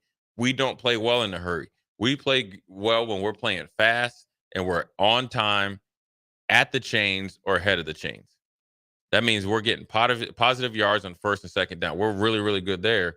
And then you can start talking about quarterback mechanics, the play concepts and all that. But until we start to get let's just name this right here, our pride percentage. Our pride percentage is be prideful that our guy is not going to be the guy that makes the play by direct access. If he kicks my butt, he's on scholarship. But me whiffing, me not blocking him, me going the wrong way, we got to get that down to it's a surprise when it happens. That's what really will dictate what this offense is for the rest of the season, starting next week, and where it could be. And that's the difference between really good offenses or really consistent offenses and then sometimes where we're at. And that's just the bottom line, because when you stop direct access to your backfield, to your receivers, you're allowing your athletes to be athletes. And yes, then if you can do that, then we can really have some hard-hitting conversations with, okay, you need to hit the guy here based on your mindset, based on the situation of football in the game. This is what also, before break, I want people to think about this before we come back and break. A football game is broke up into many small games that are situational. How you start the game, how you are in the middle of the second or middle of the first half, how you go into the halftime, how you come out of halftime is a game. Then you talk about finishing. Finishing could start as late as the middle of the third to late the third quarter, or it could be, do you turn it on the last 6 minutes? There is about 6 or 7 games, 6 or 7 segments of situational football that are all within one game. That's what you have to really understand. That's how that's how I look at the game. And because you could lose the first part of the game, but do really well everything else. And that's how you end up blowing out a team. Right? Do you take advantage of your opponent's mistakes? We just did that last week against Purdue. 74, you're too high. We go in there, block a punt, we catch or block a kick, catch it off the bounce, house call. That's a 10-point difference, right? 3 for them plus 7 for us. So a lot to think about. We're going to take a quick break, come back, put a bow on this Michigan State week or Michigan State game, excuse me. Jay Foreman Postgame Show. We will be right back. Living life to its fullest is just a free consultation away. If you're living with symptoms that you can't shake, then bring your low energy, brain fog, belly fat, grumpiness, muscle loss, and low libido to Limitless Male. We have the expertise to get rid of your symptoms. This is what Limitless Male does all day, every day. You won't find another men's clinic like Limitless Male. We know what you're going through. We know how to fix it. Schedule a free consult at limitlessmale.com. Are you looking to upgrade or improve the garage door on your home? This is Cameron Hall of Doors Plus. At Doors Plus, we guarantee to offer a wide selection of options from 5 leading garage door manufacturers as we deliver a free estimate, exact measurements, and rapid installation with a 3 to 5 week time frame. When you choose Doors Plus for your residential garage door needs, you'll work with our experienced technicians and be ensured that your new door seamlessly complements your home. Give us a call at 402-590-5600 5800 or visit us online at doorsplusllc.com. Doors Plus, garage doors, and more. If you're in Seward or Milford, listen up. Select Plumbing is now servicing your area with no trip charges from Lincoln. Select Plumbing works on a variety of issues for your home and business, including general plumbing, water heaters, faucet and fixture repair, underground sewer and water repairs, backflow testing, and more. Keep your property free from leaks and other issues. Call today for a free estimate, 402-560-6197. It's not just Lincoln, Waverly, and the surrounding area anymore. It's also Seward and Milford with no trip charges. Contact Select Plumbing to inquire at 402-560-6197. What do Tom Brady, Peyton Manning, Tiger Woods, and LeBron James have in common? They're all among the best athletes in their sports of all time. And they all do Pilates. Yep, Pilates is not just for women. It helps everyone to bring the muscles of the body into balance and help the mobility and strength in spine and joints. Pilates can help your golf game and anything else you do for fun. Do Pilates, do life.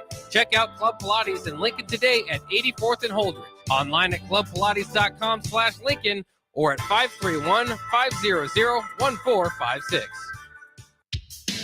The Stars are back home on November 4th to take on the Cedar Rapids Rough Riders at the Icebox. It's the first visit for Cedar Rapids to the capital city since 2019, and it's also military night with a post-game jersey auction to follow.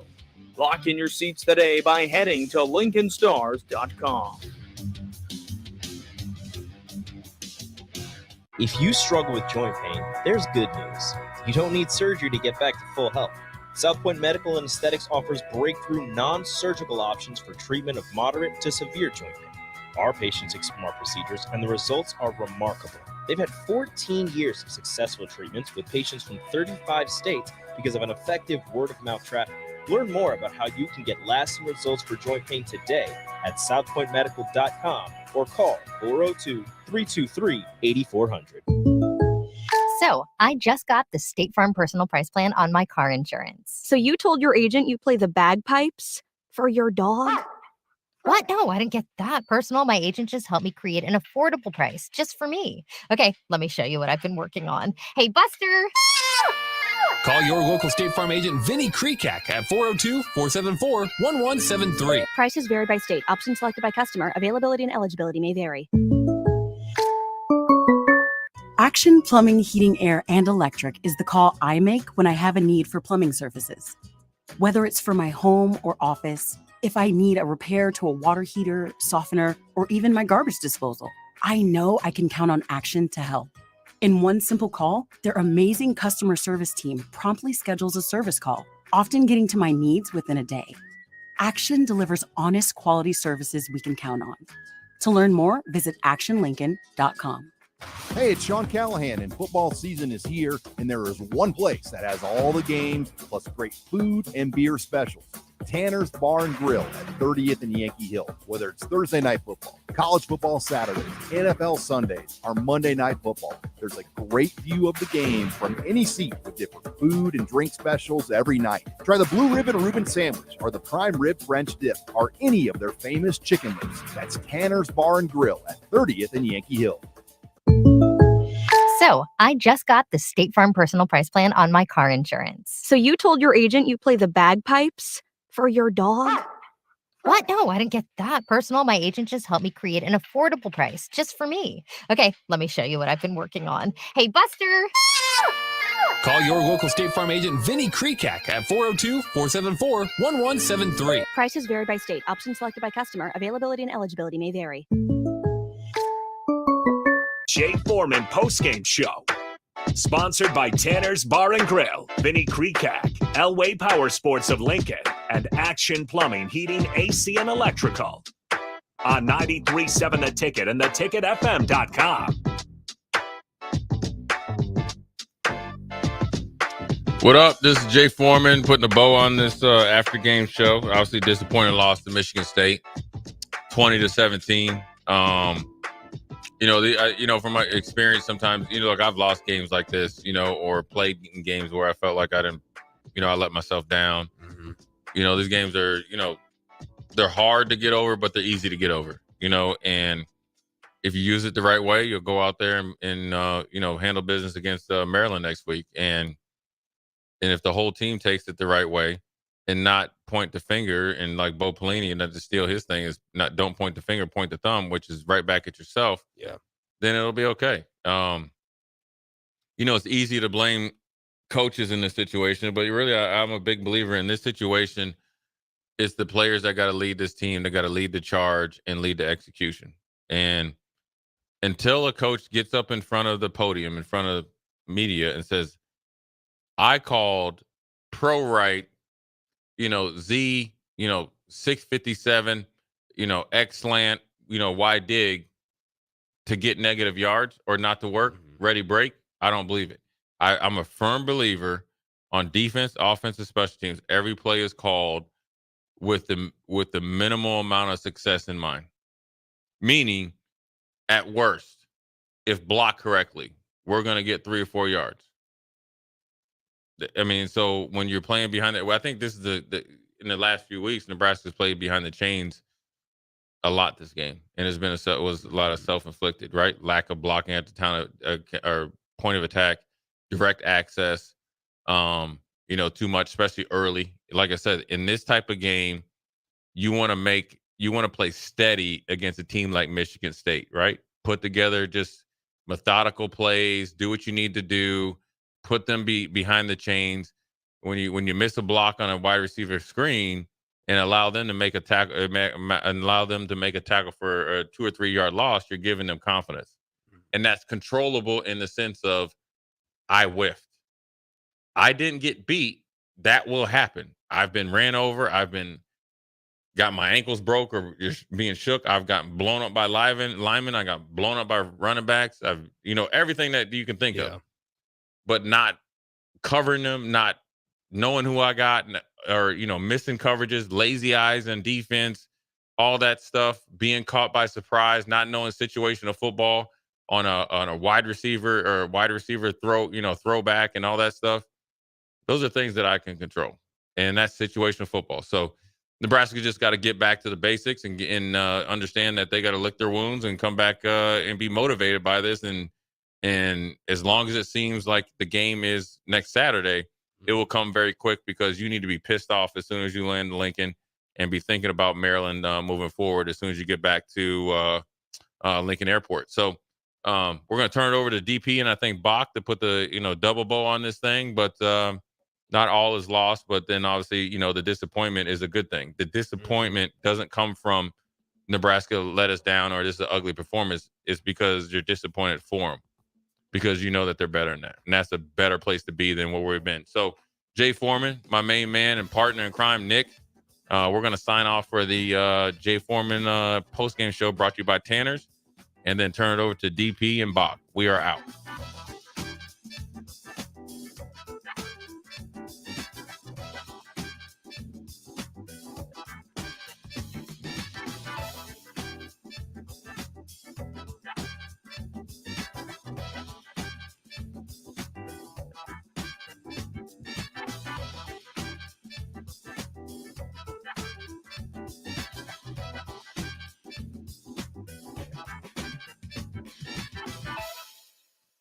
Are you looking to upgrade or improve the garage door on your home? This is Cameron Hall of Doors Plus. At Doors Plus, we guarantee to offer a wide selection of options from 5 leading garage door manufacturers, as we deliver a free estimate, exact measurements, and rapid installation with a 3 to 5 week time frame. When you choose Doors Plus for your residential garage door needs, you'll work with our experienced technicians and be ensured that your new door seamlessly complements your home. Give us a call at 402-590-5800 or visit us online at doorsplusllc.com. Doors Plus, garage doors and more. Load up on meat and more this fall at the Mercado by Certified Piedmontese at 84th and Havelock. This week's special through November 7th is chuck roast for just $5.99 per pound. And don't forget to check out their Friday feast this week and every week. Plus, don't forget their 2 new locations now open at 30th and Yankee Hill in Lincoln and 168th and Maple in Omaha. Get to the Mercado today for the best meat in town.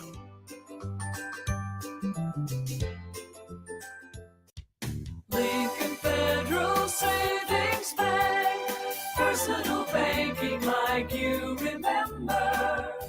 Home. It's more than a place, it's a feeling. This is Eric Bertrand with Lincoln Federal Savings Bank. If you're looking for a place to call home, call me. Let's review your financing options and get you into the home of your dreams. Proudly serving Husker fans. Personal banking like you remember. Member FDIC, Equal Housing Lender. Belmont Chiropractic and Novotny Nutrition and Wellness specialize in getting rid of people's pain quickly and permanently. For 31 years, they've been extremely successful with advanced techniques in pain relief using spinal adjustments and decompression, detoxification, diet and lifestyle modification, and more. They are fully equipped to handle the most seasonal athlete, weekend warrior, car accidents, strains, sprains, and more. Is there anywhere you're experiencing pain on your body, or are you fighting decreased energy and depression?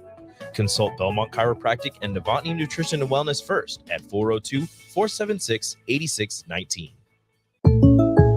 So I just got the State Farm personal price plan on my car insurance. So you told your agent you play the bagpipes for your dog? What? No, I didn't get that personal. My agent just helped me create an affordable price just for me. Okay, let me show you what I've been working on. Hey, Buster! Call your local State Farm agent Vinny Krekak at 402-474-1173. Prices vary by state. Options selected by customer. Availability and eligibility may vary. Ever wish you had another light switch on the other side of the room on a dark night? How much better would you sleep at night if you had a ceiling fan in your room? The High Electric Service Department is here to make your electrical what-ifs a reality. Whether you're looking to replace some outdated light fixtures or brighten up your counters with under-cabinet lighting, High Electric can handle all types of residential electrical installations and services. Give Erica a call at 402-466-6606 or visit high-electric.com to get started. Hey, it's Sean Callahan, and football season is here, and there is one place that has all the games, plus great food and beer specials. Tanner's Bar and Grill at 30th and Yankee Hill. Whether it's Thursday night football, college football Saturdays, NFL Sundays, or Monday night football, there's a great view of the game from any seat with different food and drink specials every night. Try the Blue Ribbon Reuben sandwich or the Prime Rib French dip or any of their famous chicken wings. That's Tanner's Bar and Grill at 30th and Yankee Hill. Winter is fast approaching. Have you winterized your sprinklers yet? If not, get it scheduled as soon as possible with Penner Sprinkler and Lawn before damage occurs that could turn an unfortunate winter into a rough spring ahead for your system. Plus, they are already scheduling installs for sprinkler systems for next year and all other lawn care needs. Call Penner Sprinkler and Lawn today at 402-413-1215. That's 402-413-1215. Penner Sprinkler and Lawn. It takes a great game plan to win a football game each week, and right now, it's time to plan a trip to get a new car at Mullen Motors. Just like on the football field, there's a wall of defense on the way to Mullen Motors. 48th Street is under construction from Layton all the way to Cornhusker Highway. But the lot at Mullen Motors is full of tons of great vehicles to drive home this fall for the ultimate touchdown. Mullen Motors, still open through road construction at 48th and Walker. No taglines, just quality vehicles. Mullen Motors. Jay Foreman Postgame Show. Sponsored by Tanner's Bar and Grill, Vinny Krekak, Elway Power Sports of Lincoln, and Action Plumbing, Heating, AC, and Electrical. On 93.7 The Ticket and theticketfm.com. We're here. More post-game coverage comes your way here on 93.7 The Ticket, theticketfm.com. Also streaming, as always, on Facebook, YouTube, Twitch, and Twitter. And, of course, a big thank you to Allo for sponsoring Channel 951. If you have any thoughts on Nebraska's 20-17 road loss to Michigan State, you can let us know. 402-464-5685 are the numbers you need to know. That's the Starter Heyman text line, as well as the Honda of Lincoln hotline. I'm Austin Norman, joined by Jake Bakov, and we got Ben running the board over there. I'm going to start with some good news. Go Warriors. Is there? Lincoln Lutheran Volleyball. Oh, there you go. It's Class C2 state champs. Way to go, ladies. Congrats, coach and team. Okay, Husker football. There's a lot, Bach. There's a lot we're going to get into over the next hour and change here on post-game coverage. But the biggest thing to me is something we were talking about off air. And I just keep coming back to this. Nebraska's performance today feels terrible because it was a loss. But how different was the output compared to the last three wins? To me, the offense looked similar, maybe a half step back. The defense, Matt Rule said last week, got away with some stuff that didn't burn him against Purdue. It did, especially on the first drive, the first couple of drives here today against Michigan State. Even though Nebraska won a few games in a row, It's hard to pretend that was necessarily inspiring football. Now, yes, credit the team for having found a way to win the 3 prior weeks, to gut it out, to overcome mistakes. It didn't happen today. But really, Nebraska was just less bad than the other team for the last 3 weeks. Today, they were just slightly more bad. Yeah, I mean, I think there are things to pick apart in this game, but ultimately, you do look at last week's performance. They had the same amount of yards, 277, and they had one more turnover than they did today. So it's kind of on par for what they've been playing. It just, you didn't get that help from the defense or the special teams creating turnovers. And obviously, last week, that was an outlier. You haven't seen that all year long. So it continues. I mean, if you're going to lose or win games 20-17 or 13-10, whatever these game scores are going to be, it's going to come down to the smallest of variables, and Nebraska doesn't have a whole lot to work with in the margins. And there's a lot. I mean, there's blame goes kind of everywhere. Coaching, playing, certainly officiating was kind of frustrating today. But they just didn't play. And I've seen people say uninspired football. I don't know if I could say that, because it just, to me, didn't look a whole lot different. Like you're saying, I mean, it is easy to say when you're losing, especially when you're down 20-10. They did have to pass the ball a little bit more to try to get back into it.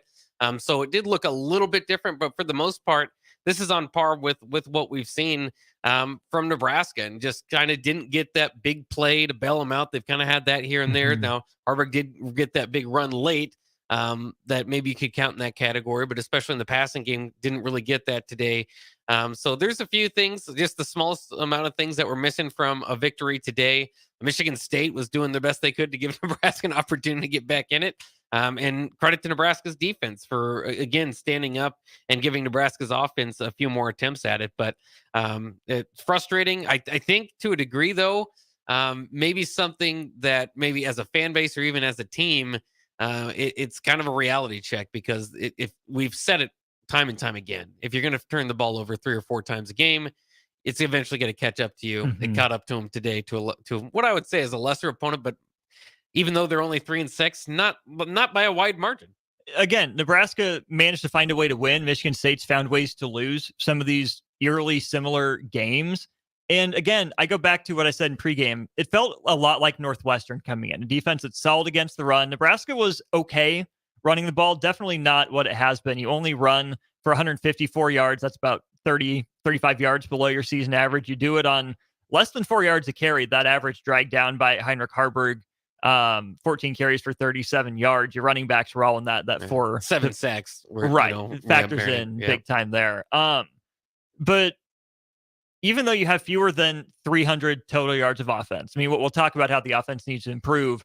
Even though the defense allows fewer than 300 yards, the defense did give Nebraska at least one more opportunity than I thought they were going to have, maybe even 2 more possessions than I thought. So credit the defense for that. You allow 20 points. You'd like to think that's good enough, but you throw 2 interceptions, should have had a third, maybe even a fourth, a couple different points from Harburg. And then Husker fans, you can put this one on me. I can be the scapegoat for you. I was sitting in back with Nick. We were watching the game. Nebraska gets the ball back after actually, let me think this through. So it's 20-10. Nick says after Michigan State throws the deep ball on first down, Michigan State's going to let Nebraska back into this one. And they do. Nebraska, gets the big play, the 30-yard completion, the long run, then the touchdown by Emmett Johnson. It's 2017. Michigan State drives. They missed the field goal. And Nick said, they're going to do this. This looks like it's going overtime. Like, this team doesn't deserve to go to overtime. And I said, what's the one thing that hasn't happened yet today? A fumble. Yeah. And what happens on the third play of that drive? A fumble. You saw it coming with this team. And yet, despite that, Nebraska was in a spot to make it work. It didn't, because there's not a whole lot of downfield passing game. There's no quickness in the intermediate passing game to get yards after catch. So if you're going to move the ball downfield, you have to throw it downfield instead of relying on athletes to, make guys miss. There's not a lot of shake and bake in this Nebraska offense, really at any position. I'll ask you this, Bach, on the offense.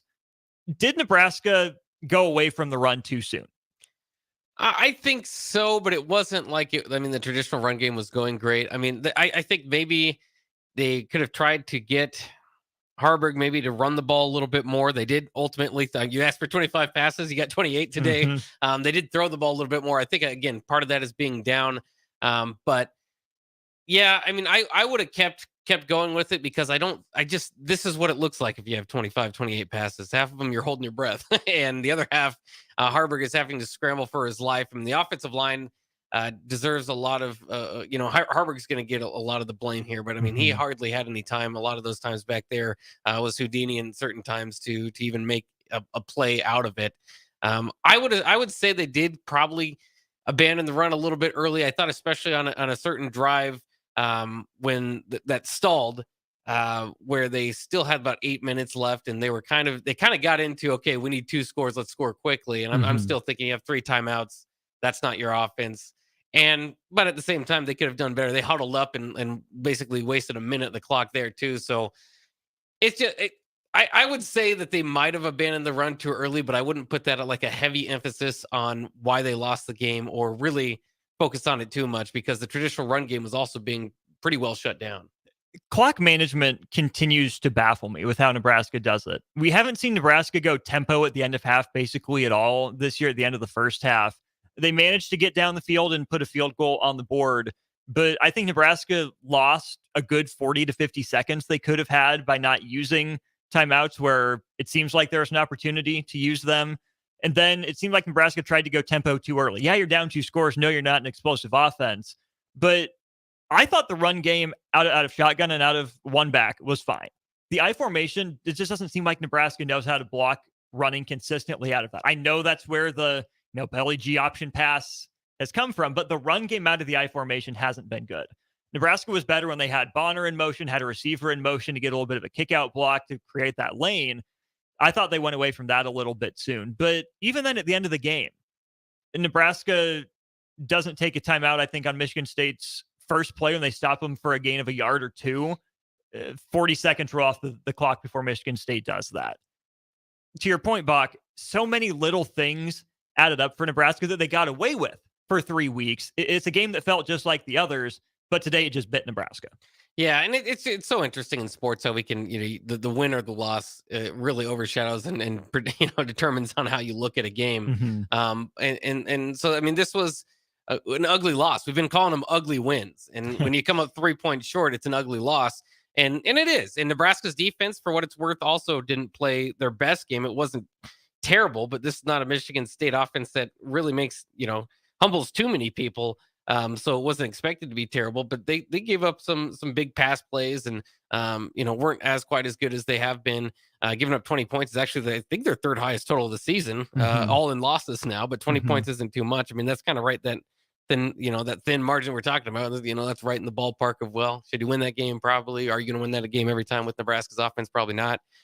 So the defense didn't play their best ball, and you have to expect that too. I mean, again, they didn't play terribly, but you have to expect at some point, this is a defense that is also in its first year of a new defensive coordinator, and maybe has to a degree overplayed its personnel, and they're going up against not very good offenses, and that's another thing that maybe it makes the stats look better than the team actually is. But again, you're going up against a team that lost 6 straight. Doesn't have a whole lot of momentum. It is senior day, so maybe there's a little bit of extra oomph to get that victory. But this is a bad loss. There's no other way to put it. But again, to your point, it didn't look a whole lot different than their ugly wins. And that's why I don't think the conversation around this team changes.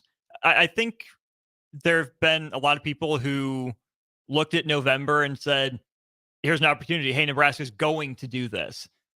This team still has to prove it, right? We were talking off air, and I said, I mean, there's no way Nebraska loses this game, right? Those are words that came out of my mouth. Again, go ahead and blame me, Husker fans. But a game like this, maybe I underestimated the emotional potential of Michigan State. Maybe it was just time for something like this to happen for Nebraska. They got away with it for so long. But I thought Nebraska would have had the emotional part of it figured out. Again, not being there, not being in the stadium, not knowing the vibes, I can't speak as well on this. But even Matt Rule said it felt different. The defense it felt like that same sense of urgency. They weren't hitting quite as hard. I don't know if that was hesitation. I don't know if that was hey, this is a group that's worn down. I wouldn't think it would be worn down given how many guys rotate in and out. Like, I get it. It's November. They're all practicing. It's a long season. But you have 2 games that are going to be at least as physical as this one, if not more, coming up. So, yeah, you give up less than 300 yards, but you allow a freshman quarterback to complete 65% of his passes. The defensive backs, I think, had a couple opportunities to make a play in big moments and didn't do it. 3 sacks is okay, but there was never consistent pressure. Even 7 tackles for loss, they weren't huge game-changing momentum plays.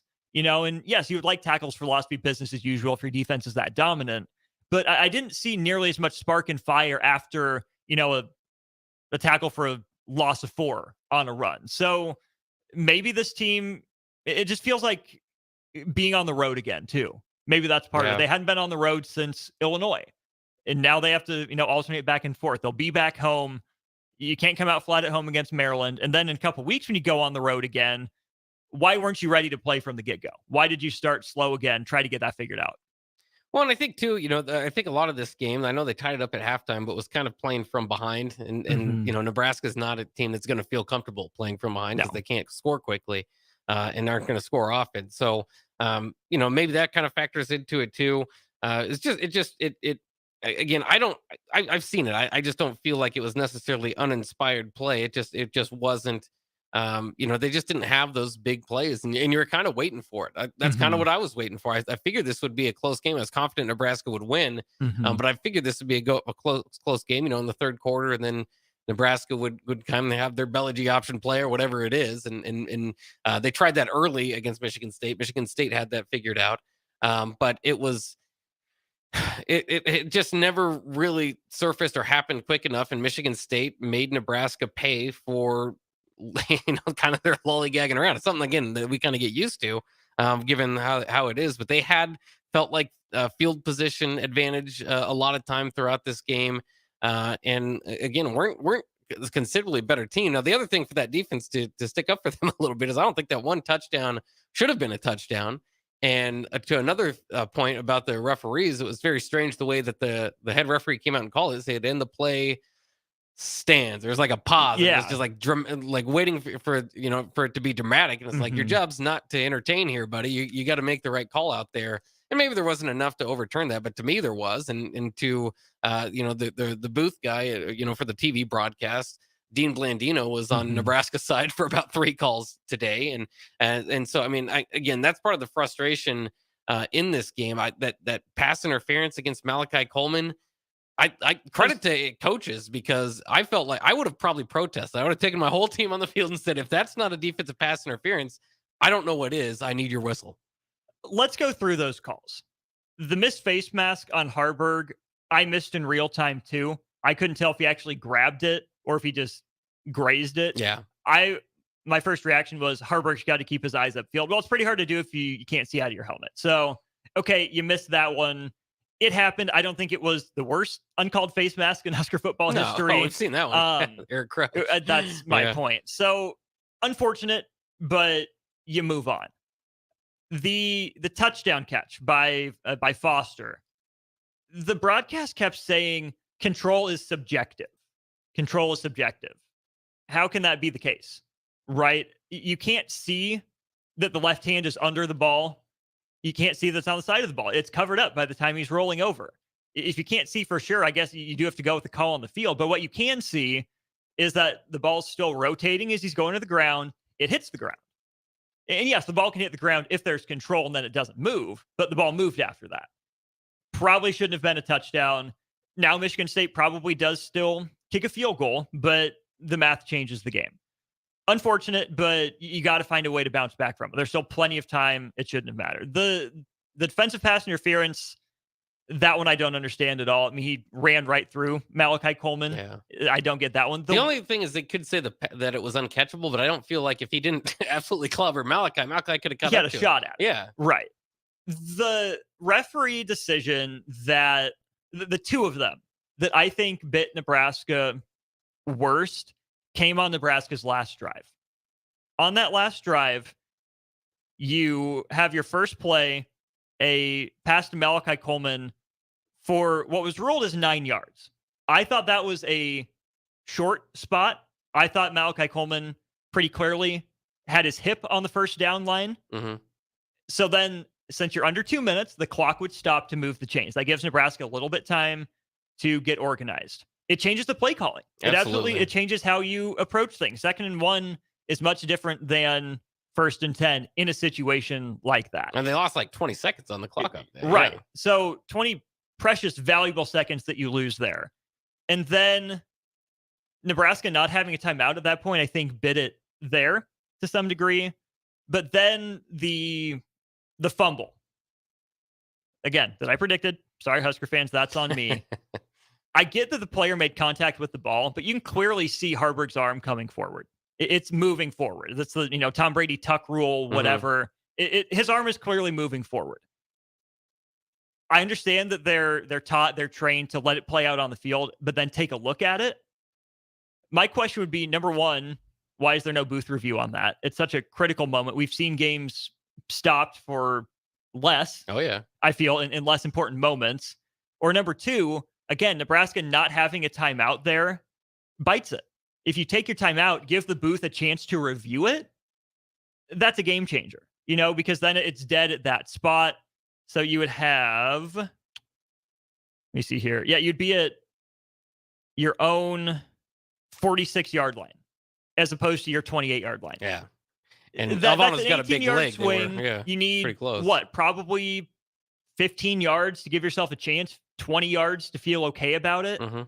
Not that Nebraska's passing offense is that explosive, but you can get 15, 20 yards in a pass. Nebraska did it a couple times here today. So to me, the lack of review of the spot that wasted the 20 seconds and then the not looking at the fumble, those to me are the two most egregious reffing decisions.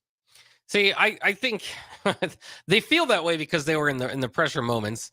The fumble is an interesting one because I think by rule it should have been incomplete because his hand was moving forward. If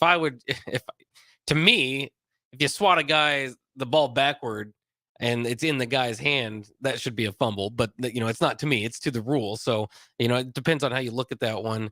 The Malachi Coleman, that one was absolutely. I was panicking, I was frustrated. Like, do I not know the rules? Is something going on? I mean, to me, clearly did get the first. Yeah. But to me, those other ones are what's going to bother me. Now they do ultimately, Michigan State, who is one of the most penalized teams in the country, did have 7 penalties for 70 yards, including a big chunk on one of Nebraska's touchdown drives, which might have helped them actually get one of their touchdown drives going. And Nebraska didn't have any penalties called for them, which one is very good work by Nebraska. I know there's a lot of stuff to complain about here, but that's impressive anytime you can do that. But it makes it hard to argue that the refs screwed you. But to me, in the weirdest way, they did to a degree. I'm usually not big on that. I'm usually, hey, there's a few calls a game that's going to go against you. You got to be able to overcome that. And ultimately, that's how I'm not overly saying that the refs lost that game, but it was. I mean, again, to me, it's just that defensive pass interference, which maybe throw an interception on the next play. Maybe made Heinrich Harburg kind of press, try to get that play back, throws an interception on the next play. And just kind of change the outcome of the game. And maybe, surprisingly, to me, I thought that was it. That would have wrapped it up. But Michigan State gave Nebraska 2 chances after that. But to me, I just don't understand how you can't call that. That's pass interference any way you look at it. Again, to me, the only way that they could say that it wasn't if it was uncatchable, but it didn't appear to be that, outside of reach. And I mean, he just absolutely got clobbered by a guy not looking at the ball, straight line to him. Who was probably doing so because he knew that he wasn't where he needed to be and was going to try to get 15 yards instead of giving up the long play. But he got bailed out there. You got to be able to overcome those things, I guess, if you're Nebraska. And obviously, there's a lot more to complain about that. But that was I'm usually not a refs guy, but that was tough to watch. It was 9486 on the Starter Heyman text line. Again, if you have thoughts, let us know. 402-464-5685. Texter 9486 says referees were absolutely garbage. There needs to start being fines for those refs who absolutely blow calls. It was bad. It was egregious. I really want to know what Nebraska's response is. How many of those plays do they send into the league? Because there is discipline for refs that miss calls. You might get demoted to the AAA Big Ten in the MAC, even if you miss enough and you're certified. But I wouldn't be surprised to see a somewhat substantial report come out on Tuesday or Wednesday about everything that went down in this game. Yeah, and you will see that from time to time. I think this one, you could definitely see it, and it's hard because if you're Matt Rule, you can't go to you can't go talk about it, or you're going to get fined. So you just kind of have to kind of say some blanket statement. But again, it's not the complete reason for the loss. Nebraska was in it. They had their turnovers, which cost them the game. They didn't stop force Michigan one. State. Yeah, it wasn't good enough on offense or defense to win this game. So it ultimately. It will be. I do kind of expect that too, and that will maybe make you feel a little bit better. But it's not going to change the fact that you're 5-4, and now, as opposed to the discussion going into this game, which we're going to be bowl eligible by the start of November, is are they still going to be able to get bowl eligible? And I don't expect them to lose 4 straight, but you play like this, and you can win a game or you can lose a game, and I don't expect them to play a whole lot differently. I do expect 3 or 4 turnovers because they've played 7 Power 5 opponents now, and they've averaged 3 turnovers per game. You're deep enough into the season that you expect that now in the next 3 games. And this is kind of where you get to the part of the schedule where like these teams are harder to beat, generally better. But it's the Big Ten West. So we once thought that, and then Maryland has lost a few games that makes you question them. Wisconsin lost today to Indiana, which I don't know which is the worst loss. Yeah, they didn't have Braylon Allen, but still should be able to win that game. And then Iowa, I don't even know where they are with Northwestern. 0-0 with 110 total yards between the two teams at halftime. Exactly. So you can. That's probably going to be a 13-10, 10-7 type of game, one way or the other, and will be messy. And so Nebraska could win those ones, but. This felt like this is probably. This is the worst loss of the Matt Rule era so far. Now that's interesting to dive into. Hold that thought. We'll take our first break of the show. Willie, Ron, appreciate you texting in 9486 as well. Texter 6153. Don't worry, we're getting to you. The quarterback situation. Heinrich Harburg has been up and down. We've had our thoughts on him. We'll give some more thoughts with another data point for him. What is the quarterback situation for Nebraska this year and moving forward as Matt Rule and company build? We'll get to that. We'll get to Nebraska's schedule so far as the Huskers sit at 5-4, still searching for bowl eligibility with 3 tough games ahead. Austin Norman, Jake Bachhoven, and Ben with you. More ticket postgame coverage of Nebraska's 2017 loss to Michigan State after this. It takes a great game plan to win a football game each week, and right now, it's time to plan a trip to get a new car at Mullen Motors. Just like on the football field, there's a wall of defense on the way to Mullen Motors. 48th Street is under construction from Layton all the way to Cornhusker Highway. But the lot at Mullen Motors is full of tons of great vehicles to drive home this fall for the ultimate touchdown. Mullen Motors, still open through road construction at 48th and Walker. No taglines, just quality vehicles. Mullen Motors. Action Plumbing, Heating, Air, and Electric brings exciting career opportunities for you or someone you know. They are now hiring plumbers, electricians, and HVAC techs and installers to continually build their professional team. They offer competitive pay and full benefits packages that include health, dental, vision, PTO, and 401k options. Action has created a positive team environment for over 50 years. Apply online at actionlincoln.com. Gary Michaels Clothiers celebrates 40 years of serving Nebraskans in the men's clothing industry. 40 years of some of the most memorable moments. In our way of thanking you for 40 years, we are offering a 40% discount on any single one item in the store. 40% off any suit, sport coat, slack, sport shirt, sweater, outerwear, or shoes. To receive your 40% off on one item, be there by November 11th. Gary Michaels, 40% off for 40 years, located at 56th and Pine Lake Road, Lincoln. This is Chris Elgert, loan originator at Lincoln Federal. With over 20 years in the industry, I have found it's extremely gratifying to solve my customers' home financing needs and then show them the options and strategies available for them to fulfill their goals. But my biggest reward comes when I watch my valued customers experience the American dream of home ownership and move into their new home. Talk with me about your home loan at Lincoln Federal and Go Big Red. Member FDIC, Equal Housing Lender. Personal banking like you remember. Ready to make this season unforgettable? Celebrate with Liberty First Credit Union's low-rate debt consolidation loan. Combine all those bills into one affordable monthly payment with quick access to funds. Imagine all the extra cash for holiday shopping sprees, festive parties, or that well-deserved vacation. Stop by any of their branches or visit libertyfirstcu.com to find out more about their low-rate debt consolidation loan. Make this holiday season one to remember and celebrate with Liberty First Credit Union, banking with purpose. My dream was to work in commercial banking, but it required a college degree and I didn't have one.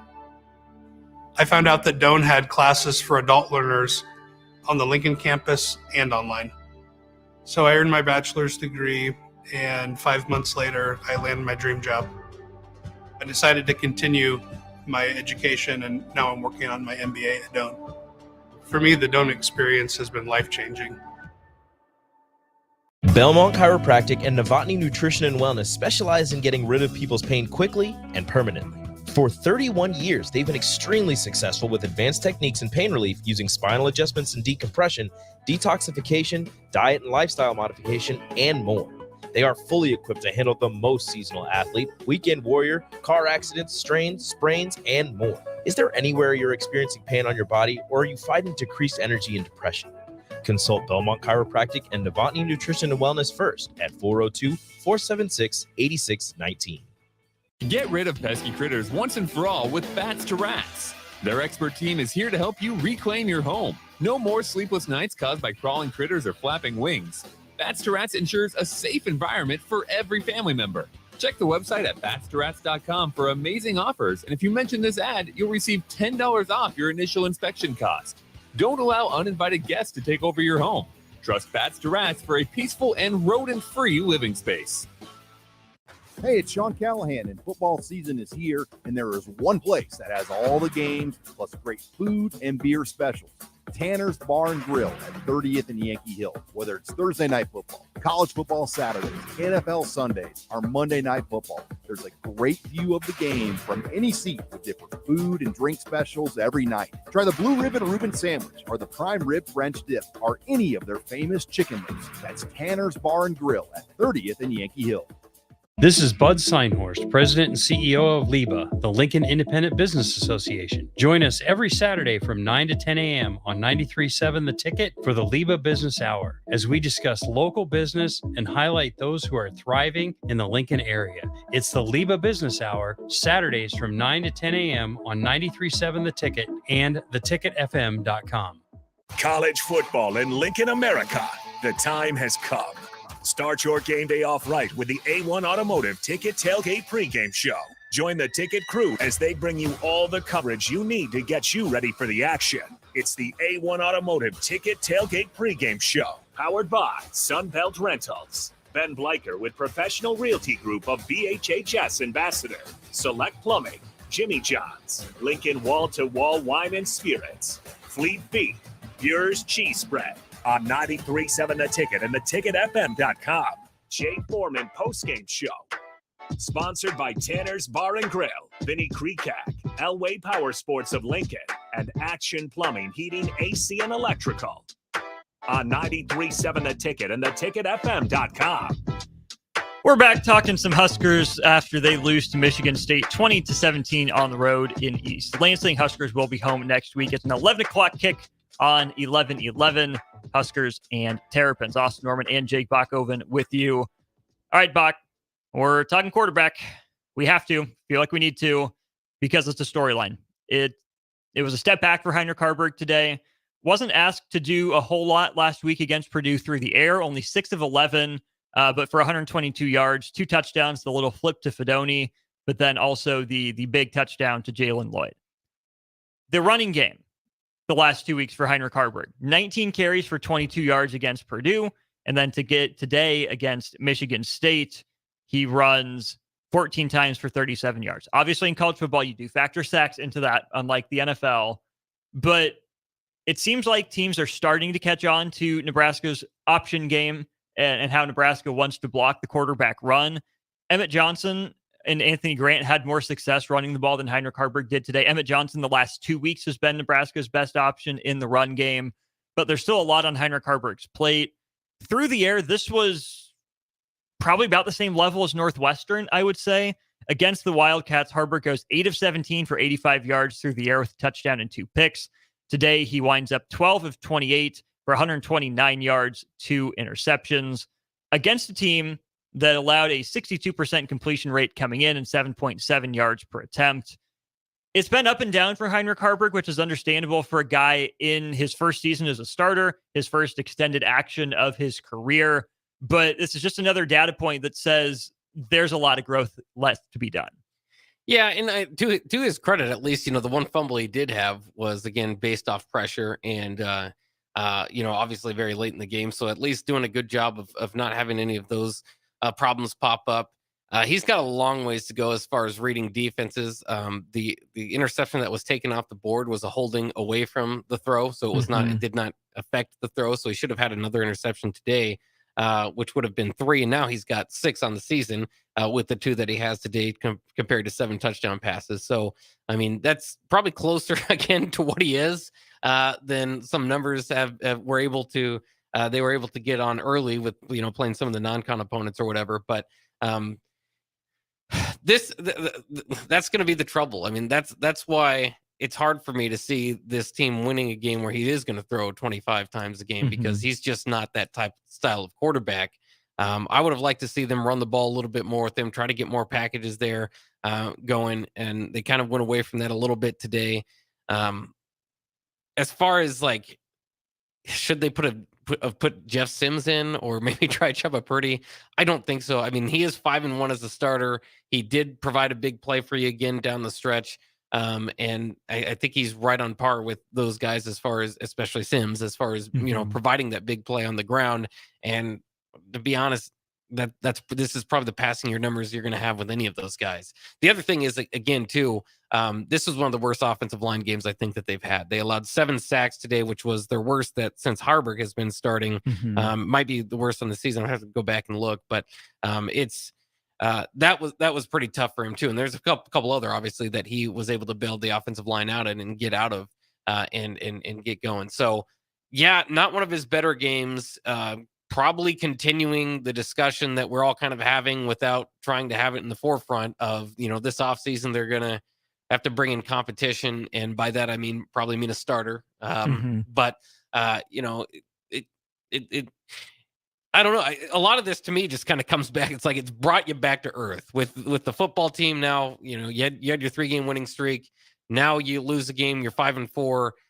Still probably in the race for the Big Ten West because of how bad that division is, but don't necessarily deserve to be. But it kind of brings you back to earth. Haarberg, it's kind of the same thing. It's like he's got all these numbers and he's got some big plays, but he clearly has a lot of development still left to do. They're just kind of working with what they have. And these numbers kind of bring him back to earth a little bit. And, that 5-1 as a starter sounded really great. And that sounds like a guy that's taken over, but we know that hasn't been the case. And so it just kind of falls back to even a little bit. Quarterback wins are not a real stat. We attribute them to them, but quarterback wins are even faker than starting pitcher wins in baseball in a lot of ways. Maybe there's something to drawing the team together, being someone to rally around, making fewer mistakes, but I don't even think it's been fewer mistakes for Heinrich Haarberg than what we saw from Jeff Sims. The issue there is that when Jeff Sims has been put in the game, he's turned the wrong way and he's still fumbled in his experience since the Colorado game. So you're not going back to that. It's break even. Chuba Purdy was the number 2 at some point, but makes me wonder just how he's performing in practice if he hasn't gotten a look or a shot and there's no thought about going to someone else. And again, you're in a 1 or 2 possession game. That's not like Nebraska needs to hit the panic button and at the first sign of struggle, especially again for a young quarterback who hasn't been through it before, yank him. That's not good for the confidence either. I don't know how to respond to people who would say, well, why is there discipline for Anthony Grant for fumbling, but not Heinrich Haarberg? It's the same, but it's different, right? You have to coach players the same, but you handle positions differently. Oh, yeah. I think that's fair to say. But I go back to this, Bach, with Heinrich Haarberg. Is he the problem with Nebraska's offense? No. Is he the solution for Nebraska's offense? Also, no. We can look to next year all we want. We'll have plenty of time to do that. But even focusing on the here and now, we can talk about how the running backs don't get enough carries or they're not effective enough, so there's a lot on his plate in the run game. True would agree, but I think Emmett Johnson was fine today. Emmett Johnson wasn't the problem. He didn't miss holes, didn't cut the wrong way. He generally took what was available. Anthony Grant wasn't great. He was fine. You can take that out of running back too. Fleeks had a couple nice plays on the perimeter, both through the air and on the ground. The running backs, are they superstars? Are they game breakers? Are they taking a lot off of Harburg's plate? No. They're fine. They fit in the Big Ten West, I think. And the wide receivers. We've talked a lot about this position group. We know everyone they're down. Billy Kemp was out there catching punts, but not available on offense in any significant way. Marcus Washington injured. Isaiah Garcia Castaneda injured. Xavier Betts leaves the team. We know there's not a lot there. I would love to get Marcus Satterfield's thoughts on how to use the young receivers. They tried to go back shoulder to Jalen Lloyd, not the guy I would think you would throw back shoulder to.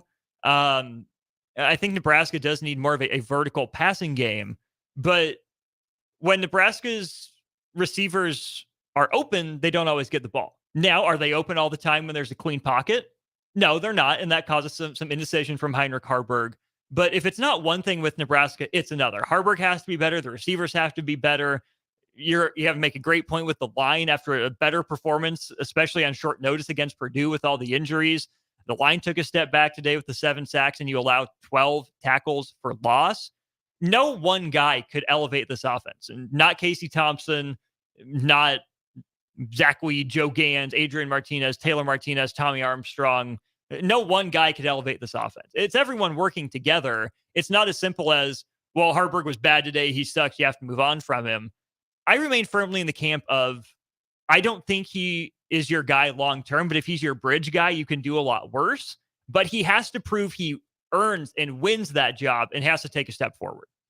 Yeah, and I agree with all that, but I mean, this is again a game of inches and a game where any play could have switched it. That one, the interception he threw where Alex Bullock, I mean, that was directly like should have been a touchdown, was instead an interception. Ultimately, didn't hurt Nebraska as much because it was basically a punt, but which got Minnesota was down to the 5-4 yard line, whatever it was. Not Minnesota, sorry, getting lost on the teams, Michigan State, but. So I mean that could have completely switched the game, and that's how close it is. But he's not the quarterback, in like it's true he did miss a few guys, but he's not the quarterback to drop back and like go through option and option. Like you have to kind of set it up for him. And we saw that catch Nebraska earlier when Jeff Sims was staring down wide receivers. So a lot of this is just it comes down to the limitations that this team has. Just skill position wise, offensive line wise, just personnel wise. And again, for a team that averages 20 points per game, they scored 17. Not a big difference there when you're going to have a few of those, turnovers. But it's so. I mean, I don't think there's much like that's going to change or much of an upside. I would say again, if you can, they got a little bit behind in this game. I wouldn't throw the ball as much. I'd get him out running a few more times, but. There's been other people that would say the exact opposite throughout the game. So, I mean, that's just kind of that's kind of what I would say that's their best offense and their best attempt. But it doesn't even mean, you run him 4 or 5 more times, he might get 10 more yards. It doesn't mean that he's going to get that opportunity. Just to me, he's your best chance at a big play through the running game, as we saw with that scramble, a few of those scrambles. So, I don't know. I probably would like to see him get on, rollouts where he's got to kind of a run pass option a little bit more. So there's a few different creative things that they maybe could do. Playing armchair quarterback, or offensive coordinator back here. And I thought that there were too many possessions where they did go back to pass. I mean, and I think that's kind of the frustrating part of this team in Satterfield at times is, there was even a drive where they had the ball power running, they were getting, and then they eventually stalled with 3 straight passes. And sometimes it's not always. Sometimes you're forced into, by the time it's 3rd and 19, you're gonna have to pass the 3rd time because he got sacked on the 2nd play after first it was an incompletion. That sort of thing kind of piles up against you, and you're gonna have to pass that last play. But so I mean, that would be my only thing is I don't think Nebraska is gonna win any game where he throws 28 times, although they did beat Illinois and he threw 24 times. If you had to guess who the most targeted receiver was for Nebraska today, who would you guess? I would guess Fedoni. It was not Fedoni. He had the 3rd most targets. felt like he had the biggest plays. I think he was probably I think he led in receiving. He did 3 catches for 43 yards. All of that before halftime. Okay. Yeah, they could have used him a little bit more. Was it Coleman? Coleman's second on the team with 6 targets. Bullock? Alex Bullock. There you go. 9 targets. Only caught 3 of them for 37 yards. To your point about skill positions needing to help out, the drop he had on 3rd and 6, killer. Route, yep. Hit him in the hands. Now he was falling down. He was stripping.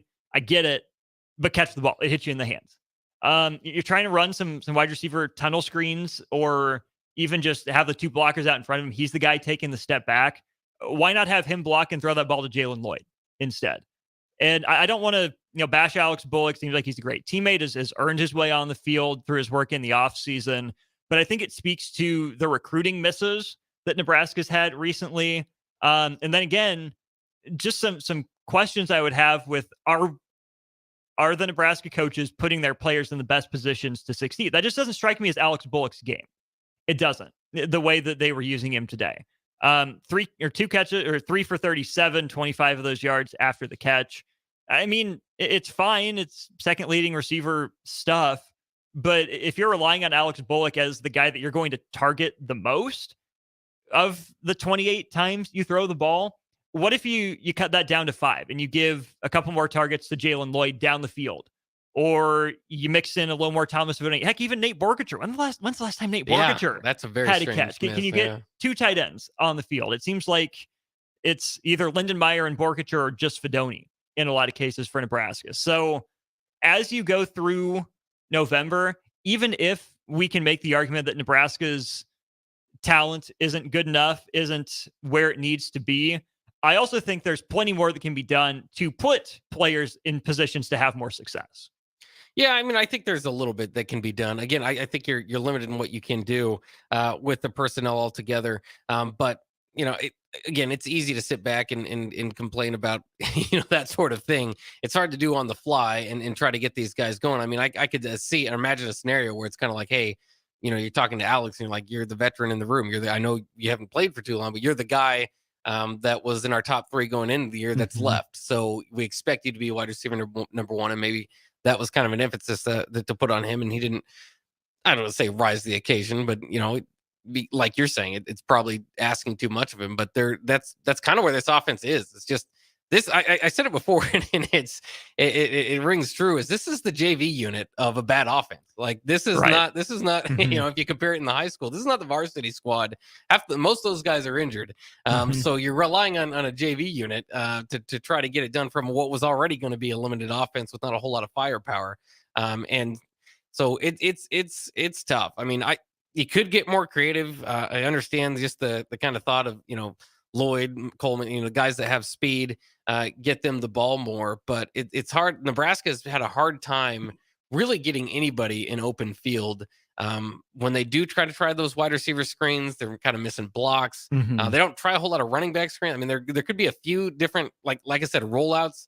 But I think they're at an offense with all that personnel. It's like they want to be able to run what they do run. And so just kind of throwing all these different plays, which, hey, it worked for Michigan State. A lot of Michigan State's, big yardage plays came on just kind of fluke, heck, Alante Brown had the best pass of the day probably.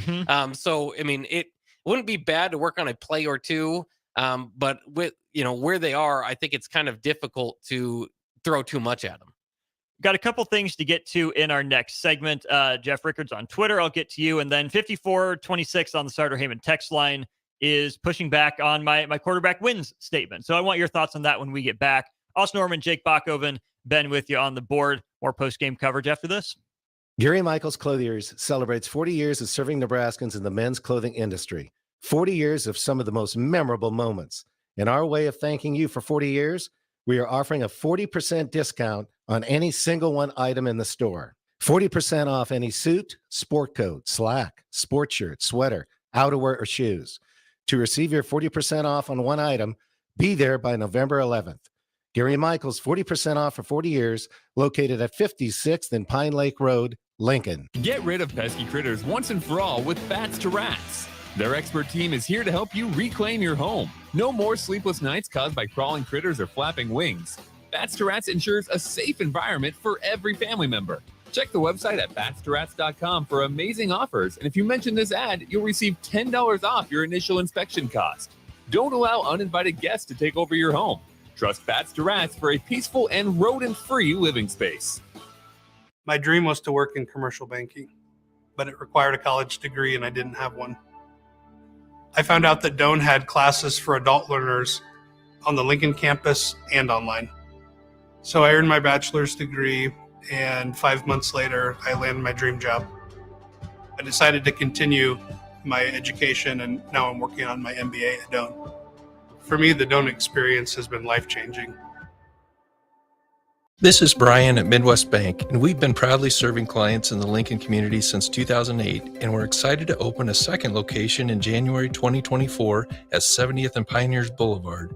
Our new branch will provide all the convenient services you're looking for in a bank, along with the friendly staff we're known for. Whether you're starting a business or expanding your business, our team is here for you. Your community, your bank, Midwest Bank. Find out more at midwestbank.com, member FDIC. What do Tom Brady, Peyton Manning, Tiger Woods, and LeBron James have in common? They're all among the best athletes in their sports of all time. And they all do Pilates. Yep, Pilates is not just for women. It helps everyone to bring the muscles of the body into balance and help the mobility and strength in spine and joints. Pilates can help your golf game and anything else you do for fun. Do Pilates, do life. Check out Club Pilates in Lincoln today at 84th and Holdridge. Online at clubpilates.com/Lincoln or at 531-500-1456.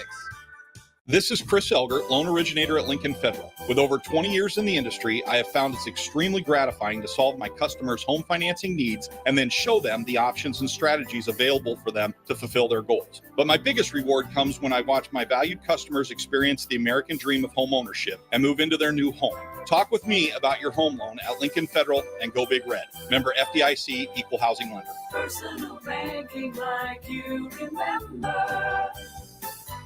This is Bud Seinhorst, President and CEO of LIBA, the Lincoln Independent Business Association. Join us every Saturday from 9 to 10 a.m. on 93.7 The Ticket for the LIBA Business Hour, as we discuss local business and highlight those who are thriving in the Lincoln area. It's the LIBA Business Hour, Saturdays from 9 to 10 a.m. on 93.7 The Ticket and theticketfm.com. Great news. I just got the State Farm personal price plan on our home and auto insurance. You told our agent about my thing for romance novels? No, you don't have to get that personal. Our agent just helped me choose affordable options to create a personalized price just for us. Oh, sweet. Then you won't believe the love triangle Jen is in now. Call your local State Farm agent, Vinny Krekak, at 402-474-1173. Prices vary by state. Options selected by customer. Availability and eligibility may vary. Houses? They're expensive. And once you buy one, you're kind of stuck with it for a while. You need to make sure you get your best house for the best price. You need Ben Bleicher and his team of pros at Professional Realty Group. They'll take the time to figure out what's important for you in your dream home, and they have the expertise to find the hidden issues that could surprise you after the sale. That's professional knowledge, proactive service. We call that potential. Ben Bleicher and the team at Professional Realty Group of Berkshire Hathaway's Home Service Ambassador. Find more online at prg-ne.com. Hey, it's Sean Callahan, and football season is here, and there is one place that has all the games, plus great food and beer specials.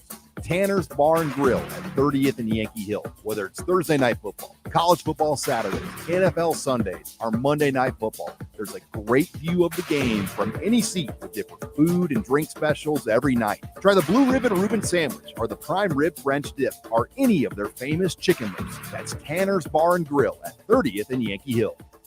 Belmont Chiropractic and Novotny Nutrition and Wellness specialize in getting rid of people's pain quickly and permanently.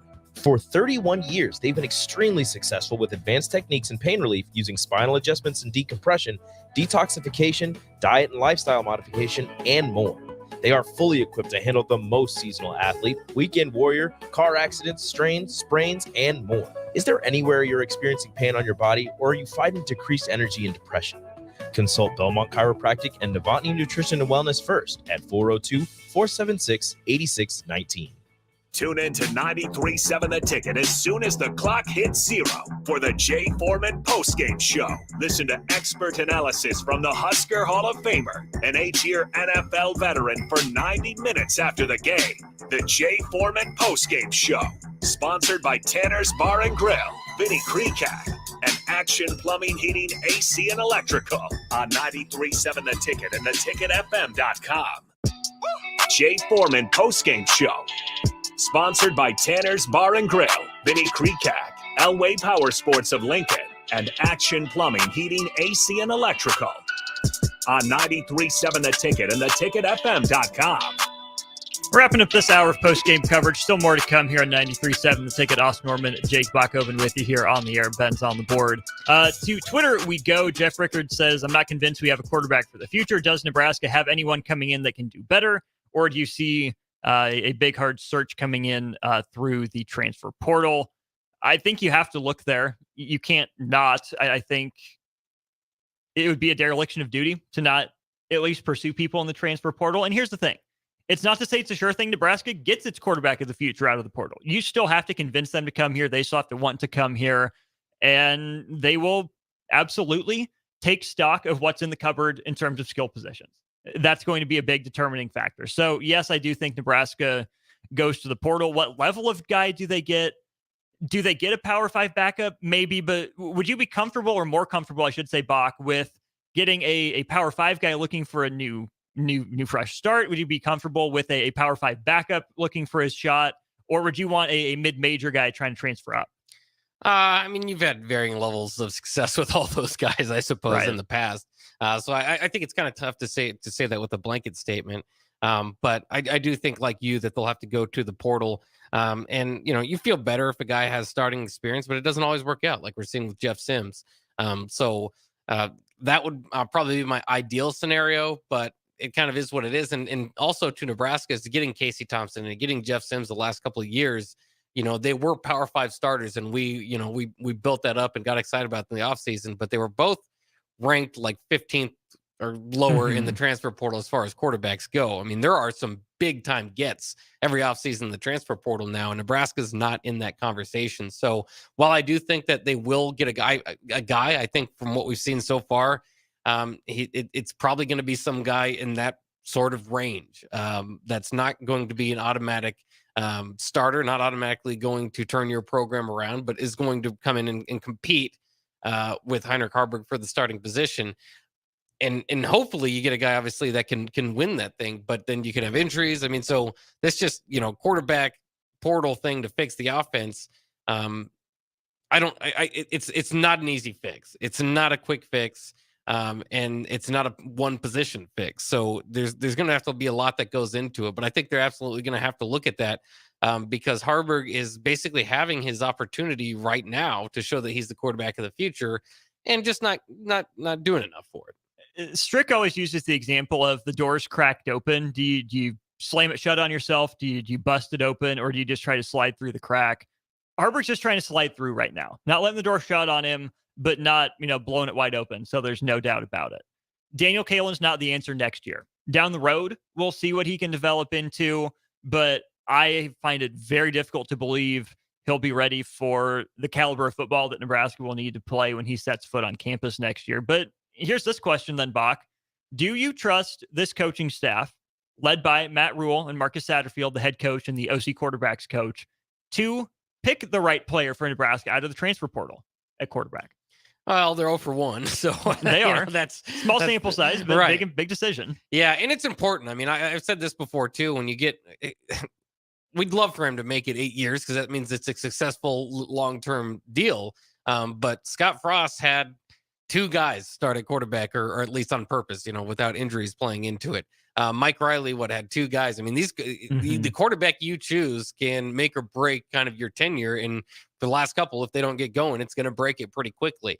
So they need to very much heavily evaluate what they are doing moving forward, what their personnel is, and what their goal is ultimately on offense, because that's going to be part of the discussion.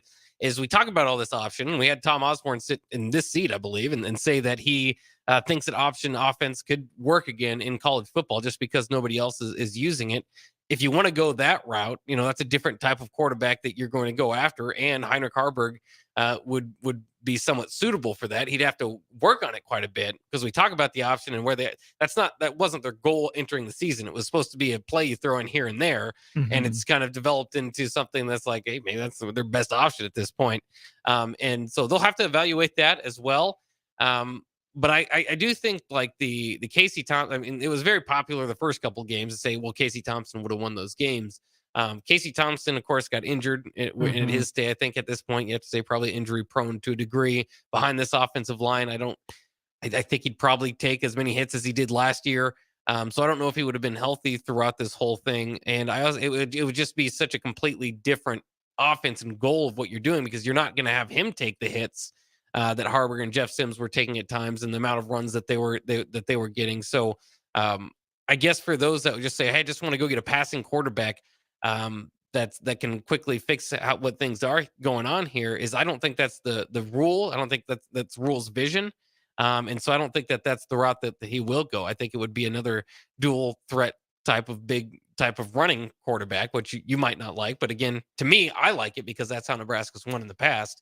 But it wouldn't even be a quick fix. Even if you do that, you're going to need a lot around it and a lot of these young guys to get better to truly develop any sort of threat on offense. Nebraska somehow is first in the Big Ten in rushing the football. I mean, which is pretty darn impressive considering the limitations they have in all those positions that factor into that.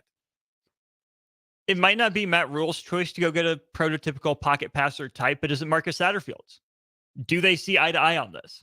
Would love to be a part of those conversations and know what they're saying because I'm all for an athletic quarterback that can do some things on the move, but I also think that what football at all levels has proven is most effective is a guy that is consistent from the pocket. And then if he has to, can make plays with his legs as a secondary threat. I know Nebraska's history with mobile quarterbacks and the offenses that they've run. I'm not saying there's not a way for that to work. I see more evidence for a passer processor. I think processor, right? It doesn't even matter if they're a passer first or a runner first. Can they think the game at the high level? Can they be a step ahead of defenses? You brought that up with Harburg maybe being a little bit behind there. It didn't seem like Sims was processing all that much faster. And again, this is a guy that got into Georgia Tech, right? You would think that there's the smarts there, but Nebraska just needs to find a guy with that it factor at quarterback again. Just has it, the moxie, the presence, whatever it is, however you want to define it, no matter what it looks like in terms of the offense. I think we have a first on the text line. Transfer quarterbacks are flawed. I'd rather have Danny Dimes compete for the job. I had to follow up with Laverne in Hawaii. Laverne, are you listening on the app as well? I hope that's where you're listening. Or if you're on the stream, let us know if you're on the stream. I believe that's the first reference of Daniel Kalen as Danny Dimes. I love it. Let's pump the brakes, though. Yeah. That's where I'm at. Well, you never want your hope to be the true freshman who's right now in high school. Whose offense struggled a little bit more with injuries like this Husker offense. Yeah, that too. But I mean, and to your point too, like when I say I want a running quarterback, I don't mean an athlete playing quarterback. I mean a quarterback. So, I mean, and those guys are hard to find, but that's why people love Joe Gans so much is because he had the mobility. He wasn't necessarily like going to burn you as a runner, but he had the ability to run, but he was also like a really good stand in the pocket or get on the move and sling the ball around and reading defenses. And, he was a junior going into his senior year before he got playing time. So sometimes not always the young guy, but I think clearly where they are with these quarterbacks, and it's not, for Harburg, it's developmental right now. And I don't want to make it sound like I'm too critical because it's hard to be a quarterback at this level. Like it's hard to be like that, that good of a player. But Jeff Sims, I just don't think had it, like you're saying. I just don't think he's got what it takes to be a quarterback. I mean, he just doesn't process things to me in that way. And then again, a limited view from what I've watched from him as a Husker. And Harburg's obviously just very developmental, not seeing safeties and missing wide open guys. I mean, so it's the ideal thing is to get like you said, whatever the strength is, but at least get a guy that can kind of process understand, down a distance, time, all that stuff that factors into it. Game manager, you can call it. But I do think, again, I think this program has tried these last, with Scott Frost and Mike Riley to get the quarterback wide receiver thing going. They've tried for 20 years to get an NFL quarterback in here. And what they've gotten is Tanner Lee drafted in the 6th round. I think that in this part of the country, what Nebraska has done historically, they're better off with what Matt Rule is doing, which is developing a run-stopping, run game-oriented football team and branching out from there and then adding the athletes. But start with the toughness in the program. And I think they're still on pace, for year one, still to get to a bowl game. I know people started to get kind of excited and want 8 wins, 9 wins this year. But I still think they're pretty good, on a pretty good pace, if we think about it, to maybe get to a bowl game, to have a successful year one for Matt Rule and set the foundation despite having so many injuries on offense. So if you would have told me 4 weeks ago they'd go 3-1 in the stretch, I would be ecstatic about it. Now that they won the first 3 and lost the last one, at least kind of a bitter taste in your mouth, but they're still, I feel like, ahead of schedule and doing well for the roster that they inherited. Laverne and Sandman, thanks for texting in. If you have thoughts, let us know. 402-464-5685. I want to take a step back, still talk a little bit about the quarterback position, but more big picture. We didn't get to quarterback wins. Yeah. Why I think it's dumb, especially with this Nebraska team and how I think Matt Rule is building Nebraska. Why it's a stat, but it can't be the stat. We'll get to that as we continue 93.7 The Ticket's post-game coverage of Nebraska's 2017 loss to Michigan State. Austin Norman, Jake Bachhoven with you for a little longer here on The Ticket. This is Lincoln's home for sports talk on the FM dial. Also online at theticketfm.com. On the internet. KNTK FM Firth, 93.7 The Ticket. Celebrate Thanksgiving this year with Venue Restaurant and Lounge and Venue at Home with our Thanksgiving to-go meal packages. Our packages include sliced turkey breasts and roasted gravy, herb stuffing, Yukon Gold mashed potatoes, a harvest salad, and more, with add-on options to upgrade your feast, including smoked ham, prime rib, sides, appetizers, and desserts. You choose delivery right to your home or pick up at our Venue at Home storefront. Order today at holidaysbyvenue.net. That's holidaysbyvenue.net.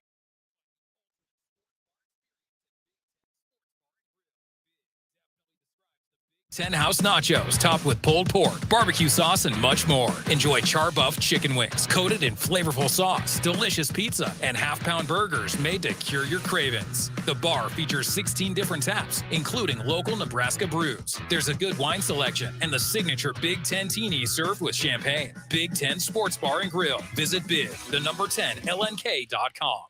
Hey, it's Sean Callahan, and football season is here, and there is one place that has all the games, plus great food and beer specials.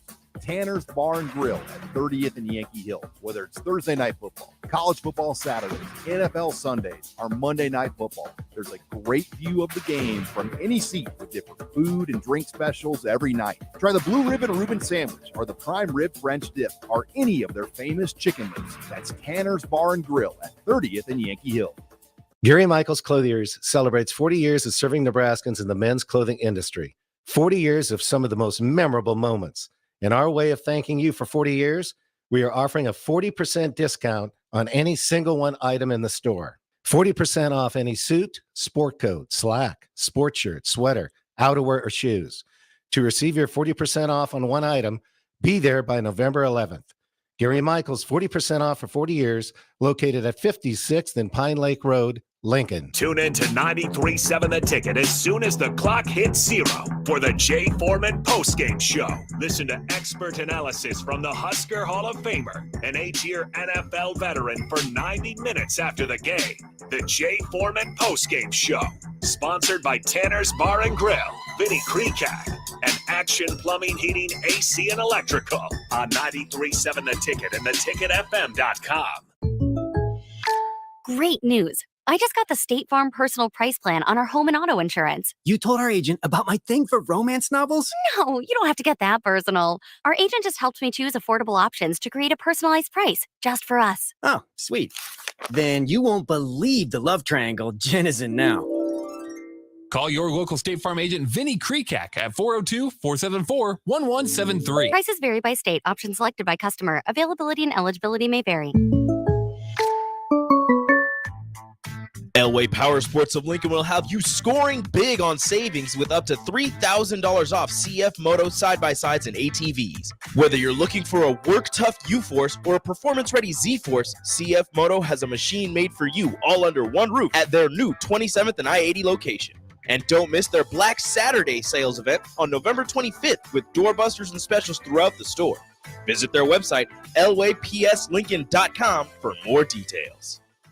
What do Tom Brady, Peyton Manning, Tiger Woods, and LeBron James have in common? They're all among the best athletes in their sports of all time. And they all do Pilates. Yep, Pilates is not just for women. It helps everyone to bring the muscles of the body into balance and help the mobility and strength in spine and joints. Pilates can help your golf game and anything else you do for fun. Do Pilates, do life. Check out Club Pilates in Lincoln today at 84th and Holdridge. Online at clubpilates.com/Lincoln or at 531-500-1456.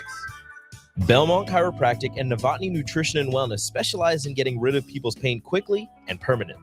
For 31 years, they've been extremely successful with advanced techniques in pain relief using spinal adjustments and decompression, detoxification, diet and lifestyle modification, and more. They are fully equipped to handle the most seasonal athlete, weekend warrior, car accidents, strains, sprains, and more. Is there anywhere you're experiencing pain on your body, or are you fighting decreased energy and depression? Consult Belmont Chiropractic and Novotny Nutrition and Wellness first at 402-476-8619.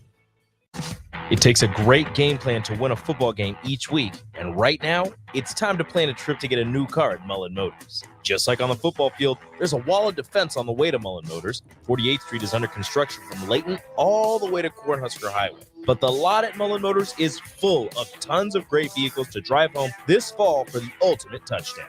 Mullen Motors, still open through road construction at 48th and Walker. No taglines, just quality vehicles. Mullen Motors. Are you working in or looking to get into the electrical construction industry? The electrical workers of Local Union 265 are now hiring licensed journeymen and apprentices and are offering great pay and benefits. Call Mike at 402-875-1034 to apply. Start your electrical career today. Lincoln Federal Savings Bank. Personal banking like you remember. Home. It's more than a place, it's a feeling. This is Eric Bertrand with Lincoln Federal Savings Bank. If you're looking for a place to call home, call me. Let's review your financing options and get you into the home of your dreams. Proudly serving Husker fans. Personal banking like you remember. Member FDIC, Equal Housing Lender. Alexa, play 93.7 The Ticket. Okay, playing 93.7 The Ticket. Alexa, turn down the lights. Dimming the lights. Alexa, order a pizza. The big one. All the toppings. Are you sure that's a good idea? Alexa. That's a lot of pizza for just one man. Alexa, just do it. Stop judging me, just do it. As you wish. Thanks, Alexa. You're my best friend. Jay Foreman Postgame Show. Sponsored by Tanner's Bar and Grill, Vinny Kreekak, Elway Power Sports of Lincoln, and Action Plumbing, Heating, AC, and Electrical. On 93.7 The Ticket and theticketfm.com. One more hour of post-game coverage here on 93.7 The Ticket, theticketfm.com. I'm Austin Norman, joined by Jake Buckhoven. We got Ben over there on the board. And we're joined by you. Appreciate you listening or watching wherever it is in the world that you are. A somber downtown Lincoln after a 20-17 loss for the Huskers on the road in East Lansing. If you have any thoughts on the game, you can let us know at 402-464-5685. Or if you're watching on Facebook, YouTube, Twitch, or Twitter, drop a comment. We'll see it and we'll get to it. Back to the text line we go here. I said a few minutes ago, Bach, that quarterback wins are overrated. Not a real stat, and I don't like them. That was without context. So here's my chance to explain myself. Quarterbacks are difference makers, positive or negative. You should feel the impact of a quarterback on a game.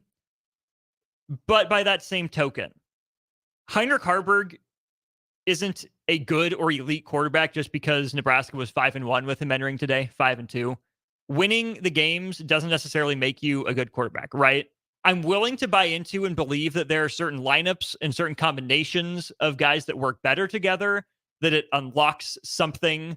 You find that it factor, just that connection, whatever, the chemistry is good. It works. They're on the same page. I'm willing to believe that's out there. But especially in football, you can't say the quarterback is responsible for winning the game on his own. Sure, it seems like there are games where it seems more plausible than others. You look at, Patrick Mahomes and Josh Allen and Lamar Jackson and Jalen Hurts from time to time, Joe Burrow, Caleb Williams at the college ranks, even the Oklahoma guys. All these teams that haven't always had great defenses where there's a lot of responsibility on the quarterback to make sure offenses put points on the board. But in all of those big games, it's usually the defense that has that one key takeaway. It makes the one stop at the end, or did just enough to give the quarterback that one chance. Teams win and lose games. Quarterbacks have a large impact on that. They absolutely do. But if quarterback wins are something I'm going to decry and say aren't a real stat and that I don't like them, it goes the other way. Quarterback losses, right? I'm not going to say Nebraska won the 5 games it did because of Heinrich Haarberg. Was he fine in those games? Yes. Was he adequate? Yes. There are plenty of games in that stretch, though, where Nebraska overcame Heinrich Haarberg, where he was bad and then had to bounce back, made more plays late than he did early. If I'm not going to give Heinrich Haarberg credit and say he's the reason Nebraska won those 5 games, I'm not going to pin this loss completely on him. Even though the defense allowed fewer than 300 yards, you didn't get a takeaway. You didn't bother a freshman quarterback basically at all. Wide receivers dropped passes. Guys, I don't think were always put in the best positions to succeed. So, yes, Nebraska is 5-2 with Heinrich Haarberg as the starting quarterback. It's a testament to him, grinding it out, grinding through it. But it's not just because of Heinrich Haarberg Nebraska's here. He's not having a, Heisberg campaign. No. It's not a thing, right? I know it's funny to joke about, but Heinrich Haarberg isn't the reason that Nebraska is 5-2 in its last 7 games. But Heinrich Haarberg also isn't the sole reason Nebraska lost today.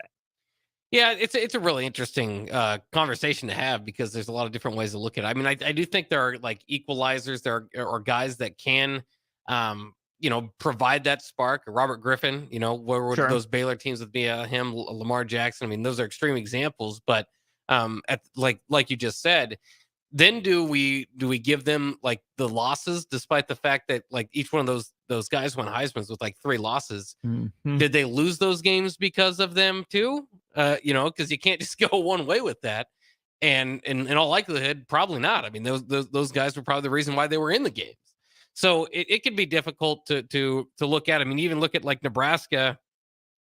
Oh, the start of the Bo Pelini era, where one year you had Joe Gans, and then you had Zach Lee, and then you had Taylor Martinez, and wide variety, as we know, of production and results from those guys offensively in different ways, all 9 to 10 wins, regardless.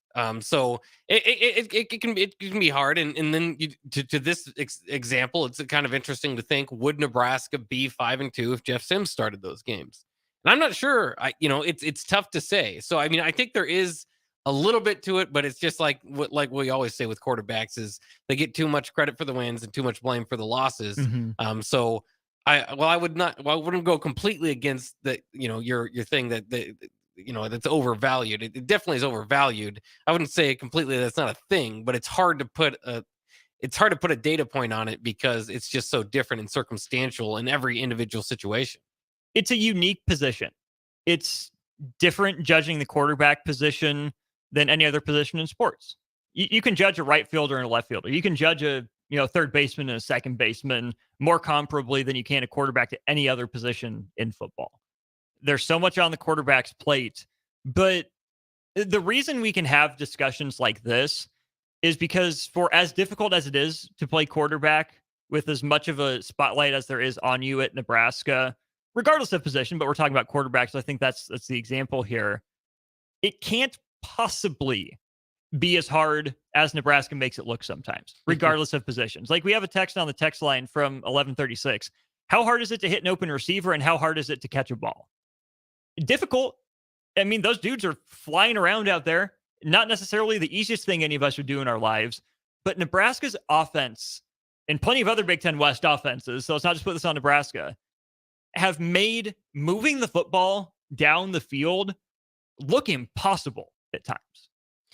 Yeah, and I mean, I'll give him credit. At least, we've seen Nebraska's defense hold teams, and I even watched this last week in the Rose Bowl when I was there for the Colorado UCLA game, where it's like they stop attacking vertically, like they give up, and so they're still just passing, but they're passing east to west, and hopefully that they can start going north and south there. Nebraska hasn't, they're at least taking shots at times downfield. But I mean, this is borderline disaster passing offense. I mean, and that's why I think you look at the rankings coming in the game, or you just watch any of the games, they're basically most of their passing success comes off of play action or the belief that they're going to run there. So, that's why, again, I don't know if I want, unless the game's just in hand and you're trying things out, Nebraska to be throwing 25 times a game.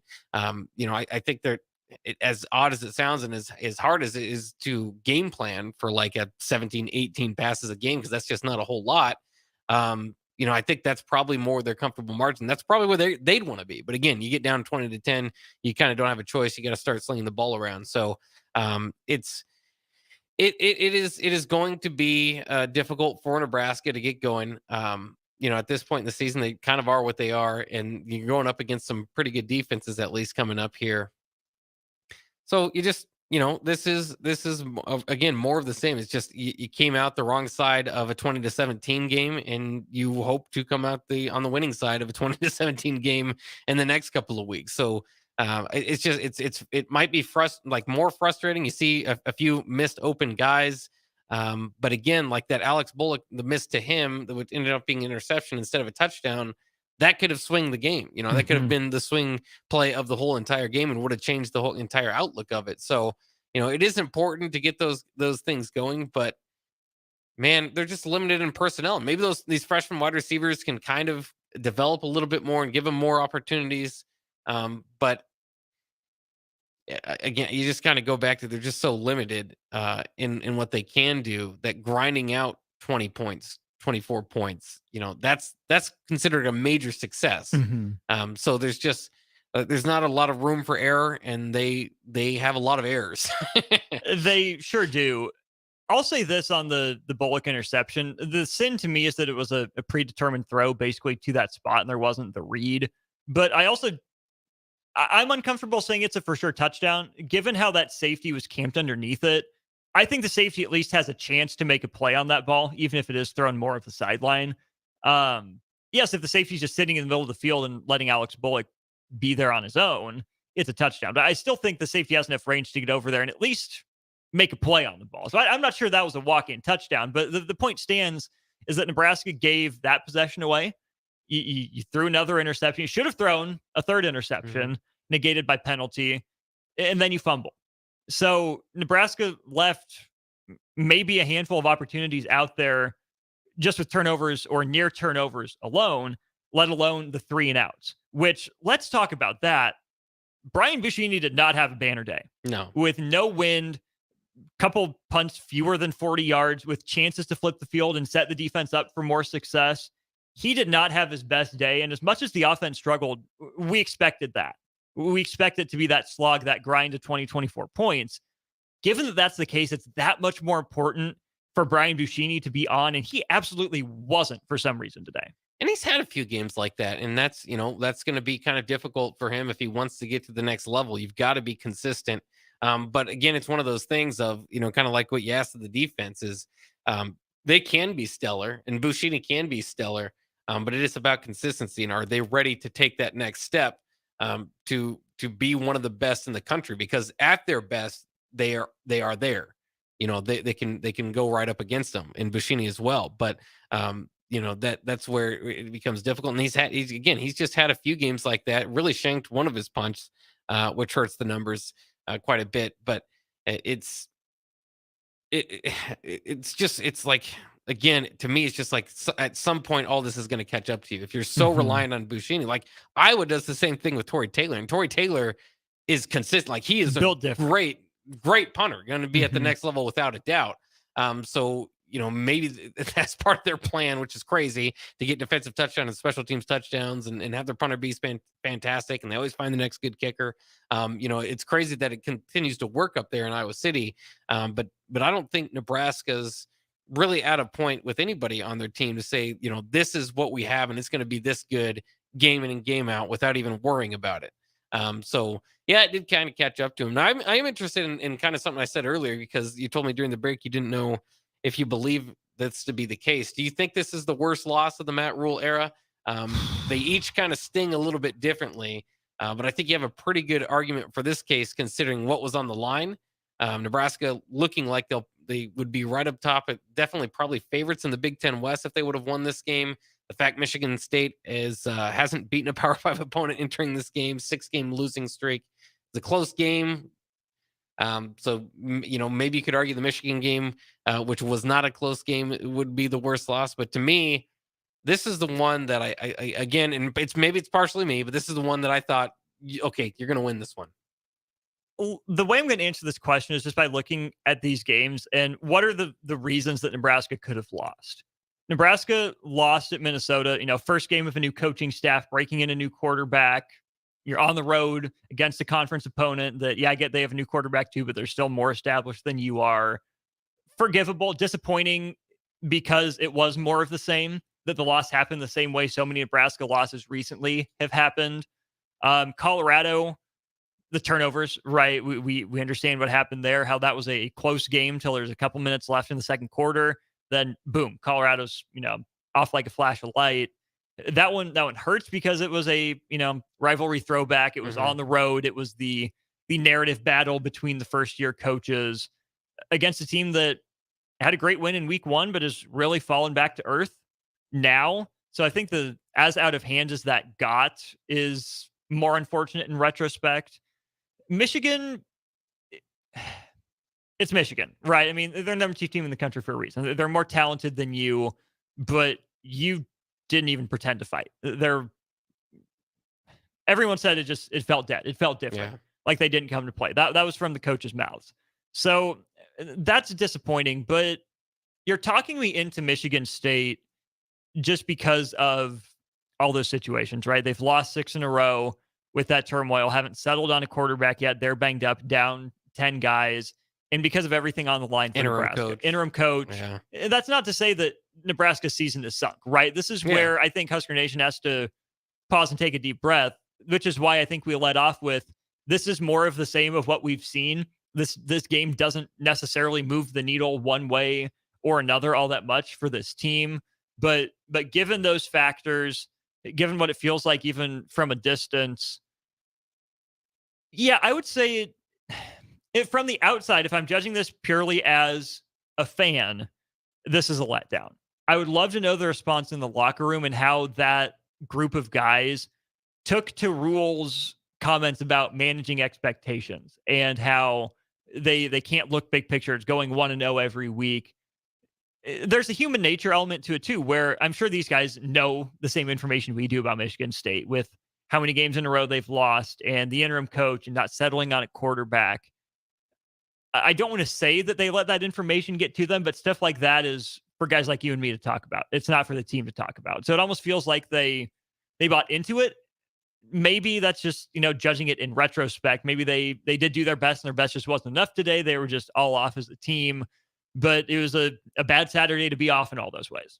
Yeah, and it was kind of just like, even as a fan, and maybe it was in that locker room because they have gotten away with it and played similarly, giving up turnovers and such, got to about 17 points in a lot of these games, is that you're just kind of waiting for the big play to be made by somebody and kind of change the game because it's just happened. It's just been there for them, and it just didn't really happen today.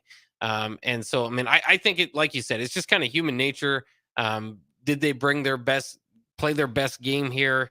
Probably not, but I don't think they played too much worse than their best game. It is tough to judge. All these losses hurt individually, but like you said, and like I was saying earlier, I still think they're ahead of schedule. I still think they're doing and to be 5-4 with the kind of the mess that they have with personnel and injuries on offense and limitations there.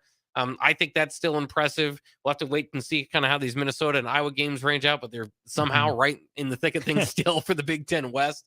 So all that considered, like after watching this game, to your point, I don't think outside of like a big blowout victory or Nebraska scores 60 points or something like that. I don't think that the way that they played and how it looked is going to change how I feel about Maryland, how I feel about beating Wisconsin, how I feel about beating Wisconsin or Iowa. Obviously, you'd have momentum, which makes you feel a little bit better, and you have people start talking about controlling your own destiny and winning out and all that sort of stuff. But at the same time, we knew this was going to be a grind. Every win is going to be a grind, and it continues to be the case, which I thought it would be. And to my dismay, I wish it wasn't the case what I said, which is it's going to be you're going to have to fight and scratch and crawl to get to 6 wins, and I think that's kind of where this team is. Whether we want to go to roster management and whether he inherited it or not, or whether he made it that way by getting rid of some of the players, that's just kind of what is in place at Nebraska. And so, they're going to have some time. They're going to look over this film, but they still have an opportunity. Basically, they can go 1-3 down, 1-3 down the stretch with this game that included, and still in a successful regular season by getting to a bowl game. So just lots of opportunities still out there. And I think a successful season still on the way with just one more win. Let's talk about that to wrap up post game. You can't change the result. The response is still completely in Nebraska's hands. What does the response need to look like? What do you need to hear and see this week and in the next couple to say that Nebraska learned from Michigan State and made the most of it? That's how we'll wrap up post game. Let us know your thoughts on the text line 402-464-5685. What do you need to see from Nebraska against Maryland as a response? What do you want to hear from the coaches and players to let them know that the lessons from Michigan State have sunk in? Let us know. We'll be back. We'll discuss it to wrap up postgame next. Hi, this is Cameron Hall, owner of Doors Plus. If you're looking to upgrade your garage door, my team and I are here to help. Doors Plus represents 5 major garage door manufacturers, so you have plenty of options when looking to upgrade. Doors Plus prides itself on a fast but reliable service with a 3 to 5 week lead time to complete your entire project. We have multiple commercial installation crews in order to get your project done efficiently and correctly. Give Doors Plus a call for your new commercial garage door at 402-590-5800 or visit us online at doorsplusllc.com. Doors Plus, garage doors and more. This is Rick Heyman, president of Sartor Heyman Jewelers. I'm inviting you to stop by any of our 3 great locations to see why we have been voted best of for decades. We're a 4-generation jewelry company that refuses to compromise on quality or service. If you're in the market for anything for anyone special, nothing, and I mean nothing, says it better than Sartor Heyman Jewelry. Sartor Heyman Jewelers since 1905 in Lincoln and Grand Island. Whether you're booking a trip to Lincoln for a football game or a volleyball weekend, the Scarlet Hotel at Innovation Campus is the place for you. The Scarlet Hotel is special on many levels, from the delicious Well and Good restaurant on the main floor to the coolest rooftop patio bar in Lincoln, the Barred Owl, on the top floor of the hotel with great views of the city and one of the coolest drink menus. Book your stay or book a staycation today at scarlethotelnebraska.com. If you're not going to Memorial Stadium for a home game and don't have any travel plans for away games, there's a great place in Omaha to catch the action, the Inner Rail Food Hall. There's plenty of space. The Backstretch Bar has amazing game specials on game days. $15 Blue Moon and Bud Light pitchers, $6 margaritas, and $6 Moscow Mules. And if you're hungry, take in some of their great options from their game day pizza specials. Do football game day right in the Inner Rail Food Hall in Exarban Village in Omaha. What do Tom Brady, Peyton Manning, Tiger Woods, and LeBron James have in common? They're all among the best athletes in their sports of all time. And they all do Pilates. Yep, Pilates is not just for women. It helps everyone to bring the muscles of the body into balance and help the mobility and strength in spine and joints. Pilates can help your golf game and anything else you do for fun. Do Pilates, do life. Check out Club Pilates in Lincoln today at 84th and Holdridge. Online at clubpilates.com/Lincoln or at 531-500-1456. Celebrate Thanksgiving this year with Venue Restaurant and Lounge and Venue at Home with our Thanksgiving to-go meal packages. Our packages include sliced turkey breasts and roasted gravy, herb stuffing, Yukon Gold mashed potatoes, a harvest salad, and more, with add-on options to upgrade your feast, including smoked ham, prime rib, sides, appetizers, and desserts. You choose delivery right to your home or pick up at our Venue at Home storefront. Order today at holidaysbyvenue.net. That's holidaysbyvenue.net. It takes a great game plan to win a football game each week, and right now, it's time to plan a trip to get a new car at Mullen Motors. Just like on the football field, there's a wall of defense on the way to Mullen Motors. 48th Street is under construction from Layton all the way to Cornhusker Highway. But the lot at Mullen Motors is full of tons of great vehicles to drive home this fall for the ultimate touchdown.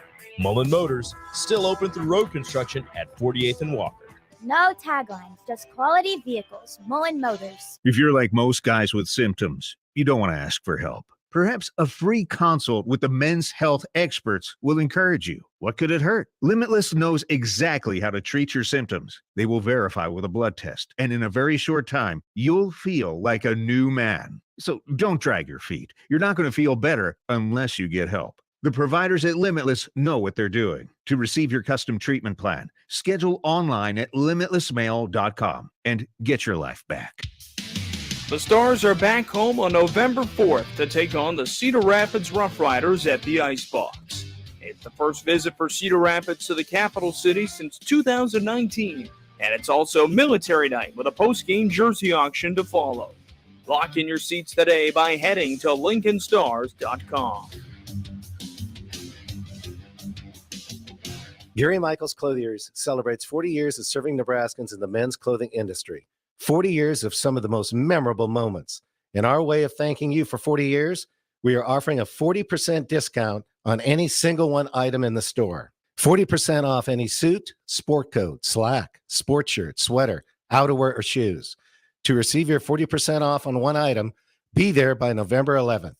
Gary Michaels, 40% off for 40 years, located at 56th and Pine Lake Road, Lincoln. So I switched my insurance to State Farm, and get this. I talked to an actual State Farm agent who lives in my actual town. And get this. My actual agent in my actual town gave me actual help with the coverage I needed. And get this. My actual agent in my actual town who gave me actual help actually knows my name. And get this. They actually say it's called service. Call your local State Farm agent, Vinny Kreekak, at 402-474-1173. Rico here with HIS Auto Care at 70th and Van Dorn, letting you know HIS is a great place to bring your vehicle for service. With superior service, bumper to bumper, we'll treat your vehicle like it's your mother's. Doesn't get any better than that. So call 402-488-8934, and HIS Auto will make you glad you did. 5% off, mention this ad, and for sure your mother will be proud you called.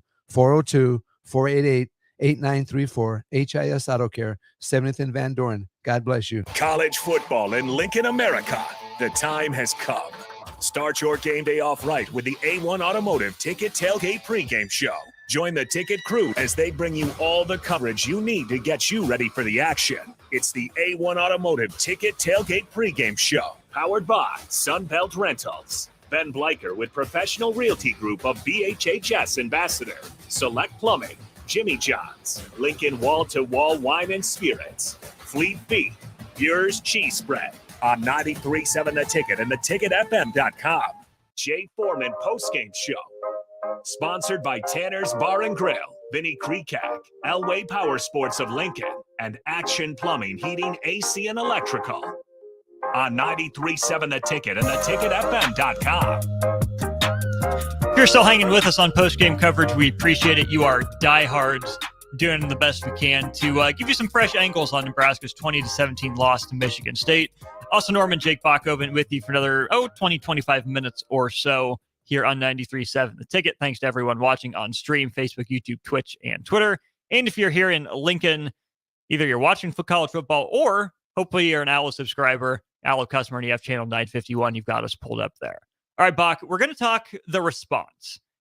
If this is the most disappointing loss of the Matt Rule era, that's a great opportunity to bounce back. It absolutely is. The response after Minnesota was more of the same. For the biggest difference coming between week 1 and week 2 for teams, didn't really see that. The response from Colorado to Northern Illinois, better. Not a good Northern Illinois team at all, but Nebraska took care of business, did what it was supposed to do. The response to Michigan, I was impressed with. Not a clean game, not a pretty game, not one that you're going to, hang on the refrigerator if you can hang something digital.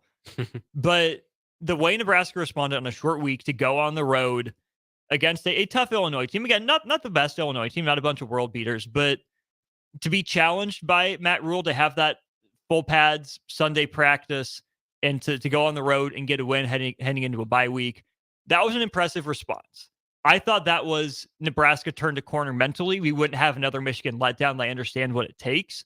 It feels like we had a letdown here against the Spartans up at Michigan State.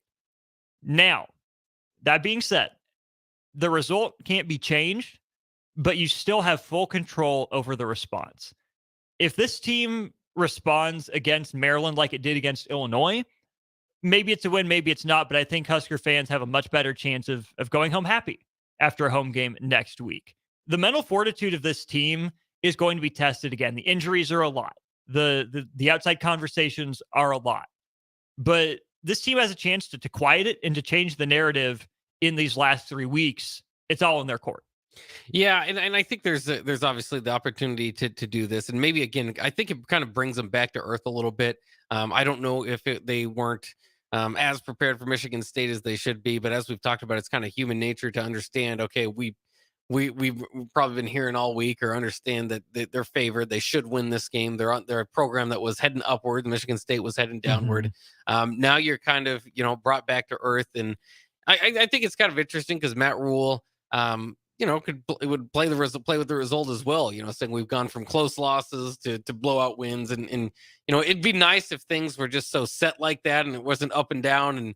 And but that's just not the nature of football, of sports, of life in general. You're going to have your ups and downs, and so Nebraska has another down. Now, it would be nice to be able to say, well, Maryland's reeling. They've lost 4 in a row, which they will do soon once this Penn State games wraps up. But Michigan State just lost 6 in a row. So, you don't necessarily feel great there. Then Maryland, going to be at least coming into Nebraska, maybe a home game, kind of the energy there. You can kind of use that to get going. But yeah, definitely throughout the week, you just want to hear that they understand where they are and they've got a long ways to go, and kind of have that rejuvenated energy maybe in practice again to realize, because I think it's hard not to. I mean, Matt Rule was talking about, we don't talk about the Big Ten West, we don't talk about bowl games and stuff like that, but it's hard not to start to look ahead and say, hey, here's what could be. So, I mean, I think that I feel good about the bounce back. I feel good about them being able to get a win here in these final games. Am I absolutely sure it's going to be Maryland? Not necessarily, but I think they're going to have some ugly games, which can turn into some ugly wins. And obviously, I don't know if they're going to win 3 in a row in this season. But again, to me, bowl eligibility would be great. I think they've got, based on what we've seen so far, some bounce back ability, and so it'll be tested once again. Do you need to see another Sunday practice? No, I don't know. Again, I think, and maybe that's more of the reason why maybe the Michigan game was worse than this one.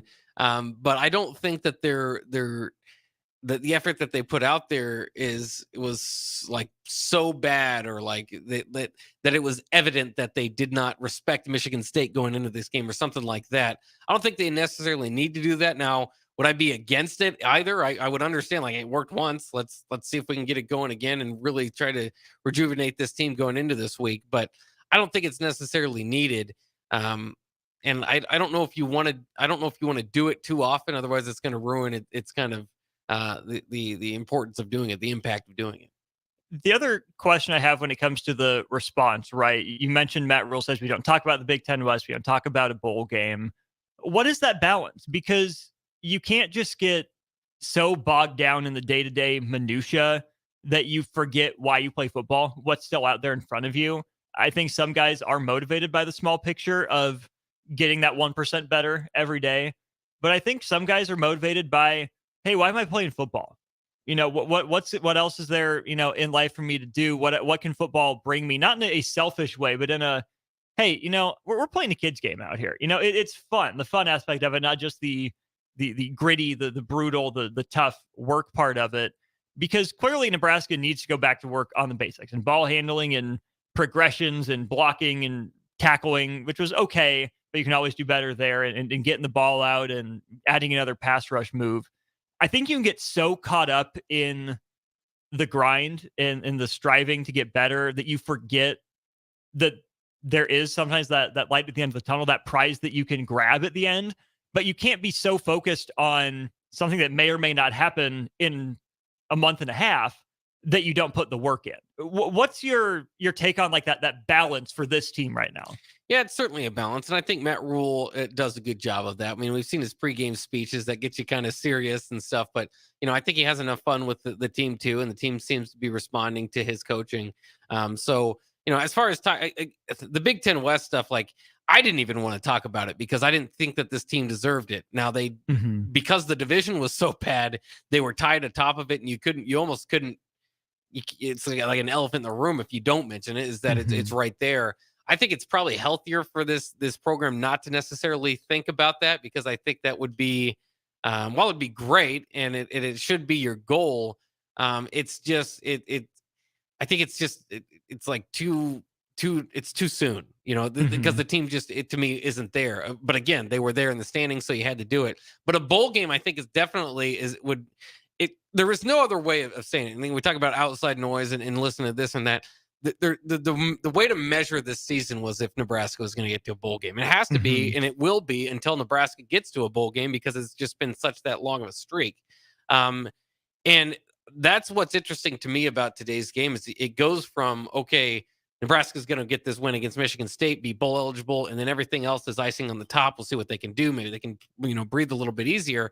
It's going to be, you don't breathe a little bit easier now. Now, I don't know, we'll have to see what the spreads are, but if you are favored in any of these games, it's going to be by a few points. These are all, going to be tough games to get a win in. And especially if you continue to turn the ball over 3 or 4 times a game.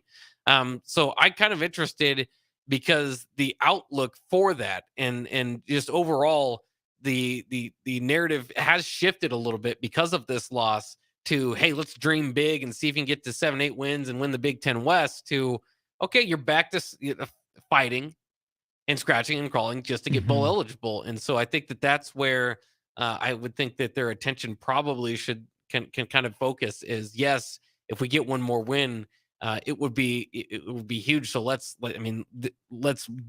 work our way toward that and do everything we can to get bowl eligible. And then if you happen to get a win against Maryland and you're still in the Big Ten West picture, then after that, I think you start to look into, what you need to do the final couple of weeks to be possibly, I hate to say Big Ten West champion, but that's how that's phrased at times. The representative out of the West will put it. It's a faint praise to say Big Ten West champion most years. I think you have to address the reality of the possibility, but every time you bring it up, you have to qualify it with, but it's not going to happen unless we take care of X, Y, and Z. You can't ignore it. You can't pretend it doesn't exist, especially if it's on the guy's mind. If it's gonna weigh on them and they're gonna think about it and be distracted or so caught up in that, you have to address it. You have to say, hey, we know this is out there. These guys aren't dumb. They know what's at stake. So I'm sure some of them are thinking about it. But if you're going to bring it up, you bring it up to say, that's down the road. Keep it in the mirror. Keep it in the picture, but it's not in focus right now. Right now, the focus is, how do we beat Maryland's offensive tackles? How do we keep Maryland's wide receivers in front of us? How do we block Maryland's defensive line? How do we watch Illinois go ahead against Minnesota late here to look at the Big Ten West? But let's look at Northwest. Is Nebraska tied? No, Iowa hit a 52-yard field goal with like 14 seconds to go. So Iowa 10-7. Could be on top of the West here. Looking like it. Yeah. There's still time for Minnesota. I'm not ready to go for stuff yet. Right, yeah. So all that to say, Nebraska can't ignore the possibility of a bowl game, but if you're going to bring up bowl game, you have to mention just how much work is still involved. Like, this is an Illinois workload level week of response that's needed from Nebraska. Well, and I think too, I mean, when you talk about like winning the West, you don't want to if you made that the focus of your program, and then by the time, Iowa comes around, you're not in the race, you might have a kind of a letdown there. Right. So, I mean, I think the bowl eligible thing, the only reason why you might want to bring it up or would consider it is because it's right there with a win. And it certainly will be brought up if they don't win the next 2 games and going into Iowa, because then your season's on the line. Obviously, you want to play for the seniors and all that. So yeah, I mean, I think that still is the kind of stuff in the background. Nebraska, could breathe a sigh of relief with one more victory and maybe play a little bit more freely. But it might, and they've got 3 more opportunities. That's plenty, to get this work in. And we could talk about, it's kind of a difficult part of the schedule, but it's not overly difficult. I mean, we're not talking about ranked teams here. So these are winnable games for Nebraska, and they maybe clean up a few things and can get a victory. But again, with these teams, I don't envision a blowout. I don't envision winning by 17 in any of them. So they're going to. Last week was a fluky 17. Yes, against the worst team of the group that we're talking about right probably. now. So it's attention to detail is going to have to be there. These maybe get a little bit more creative, trying to get play calling going. But ultimately, they're probably just trying to run with what they've got so far. And we'll see. I mean, it's all you can ask for is opportunity, and there's plenty of opportunity left on the schedule for Nebraska to get a bowl game and not be too far out of the West Division standings. But man, I was ready to breathe that sigh of relief. And that's what I felt so good about being 5-3 with so many games left. It's like, man, we're not going to have to do this slow burn. Wait till year 3 till he gets his players. Like, if you could jumpstart this thing and get 7 or 8 wins right out of the gate, then all of a sudden the expectations go up. The recruits are looking. You start getting some momentum as a program. Now that stuff's a little bit in jeopardy. And so, these are big weeks coming up for Nebraska, not just the season, but as a program, if they can, get that final victory, cross that line and make it to a bowl game. As silly as that once was, Nebraska made like 36 straight bowl games, whatever it was at one time. But it's just been a long time, and those bowl practices matter.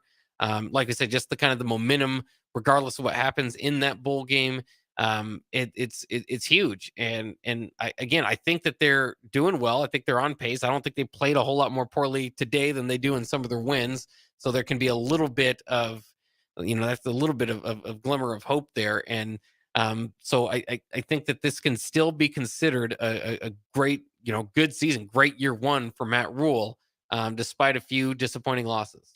If you have any final thoughts on anything, let us know. 402-464-5685. AA Ron agrees with you on the Starter Haven text line. He says, it's like everyone is holding their breath until we get bowl eligible. After one more win, I feel like people can relax, and anything above that is icing on the cake for Matt Rule year 1. From a fan perspective, yes, but I think that was a lot of Matt Rule's messaging to the players this week was, number one, you can't hold your breath, breathe in, breathe out. You got to work. And you can't be looking forward, right? The 1-0, 1% better 1 week at a time mantra. Because today against Michigan State, again, a 2017 loss for Nebraska, maybe it's just the result, but it did feel like Nebraska took some stuff for granted. And you can't do that again moving forward. Talking about those opportunities that are on tap for Nebraska. Next week, opponent Maryland is currently down 41-15 to Penn State. Bach, care to guess how many rushing yards Maryland has against Penn State in this game? Let's go with 32. How about your 82 yards high? Oh, am I? Okay. 14 rush attempts for negative 50 yards. My goodness. For Maryland. Obviously, that factors in sacks. I don't know what the record is for going that far negative. Roman Hemby, 5 carries for 0 yards. Antoine Littleton, 1 carry for -3. Talia Tagovailoa, 8 for -47. That's a tough day at the office. Now, he's 29-39 through the air for 286 yards, 2 tutties and a pick. All right. About his standard game there. But Maryland also allowing just under 5 yards a carry. Katron Allen, 14 for 91. Drew Aller tearing it up. 4 carries, 39 yards. Nick Singleton, 8 for 20. Elsewhere for Nebraska's upcoming opponents, we mentioned that Iowa Northwestern game. It did go final 10-7. Iowa beats Northwestern. All the points scored in the second half. It's a 52-yard, essentially a walk-off field goal for Iowa in a game played at Wrigley Field in Chicago. And then Indiana takes down Wisconsin in Bloomington. No Braylon Allen today. Braden Locke, 243 yards and 2 touchdowns for the Badgers. The narrative for me, Baca, is the same. Nebraska can win any of the 3 games remaining on its schedule. Nebraska can lose any of the 3 games remaining on the schedule. Yeah, and we said that coming in, and so maybe this shouldn't be such of a shock because it was the same thing with today and many of these games going down the stretch. But yeah, I mean that's where they're at. I think there are kind of some interesting things to look at this week. Marquise Buford got back into the game, was a captain today. That's good to see there. You want to see kind of what that kind of looks like. Also, I've noticed the Anthony Grant, the calling for Anthony Grant has kind of died down. I think that's partially due to Emmett Johnson and Joshua Fleeks rising up to that level. I think they've looked like, as good or but as Anthony Grant has in the past. So I think that's something you can hang your hat on a little bit too.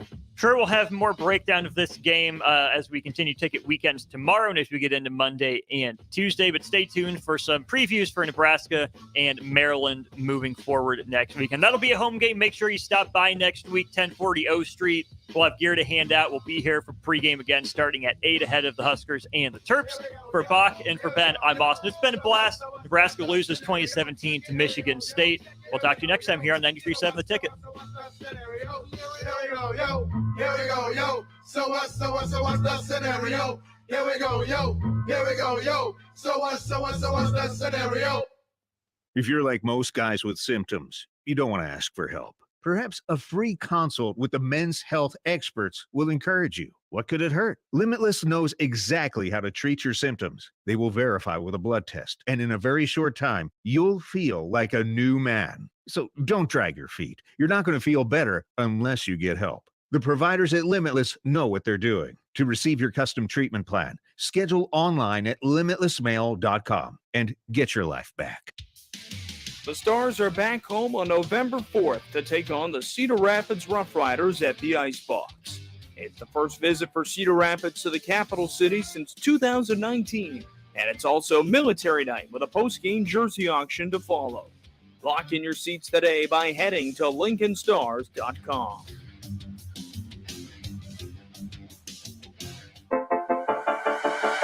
Whether you're booking a trip to Lincoln for a football game or a volleyball weekend, the Scarlet Hotel at Innovation Campus is the place for you. The Scarlet Hotel is special on many levels, from the delicious Well and Good restaurant on the main floor to the coolest rooftop patio bar in Lincoln, the Barred Owl, on the top floor of the hotel with great views of the city and one of the coolest drink menus. Book your stay or book a staycation today at scarlethotelnebraska.com.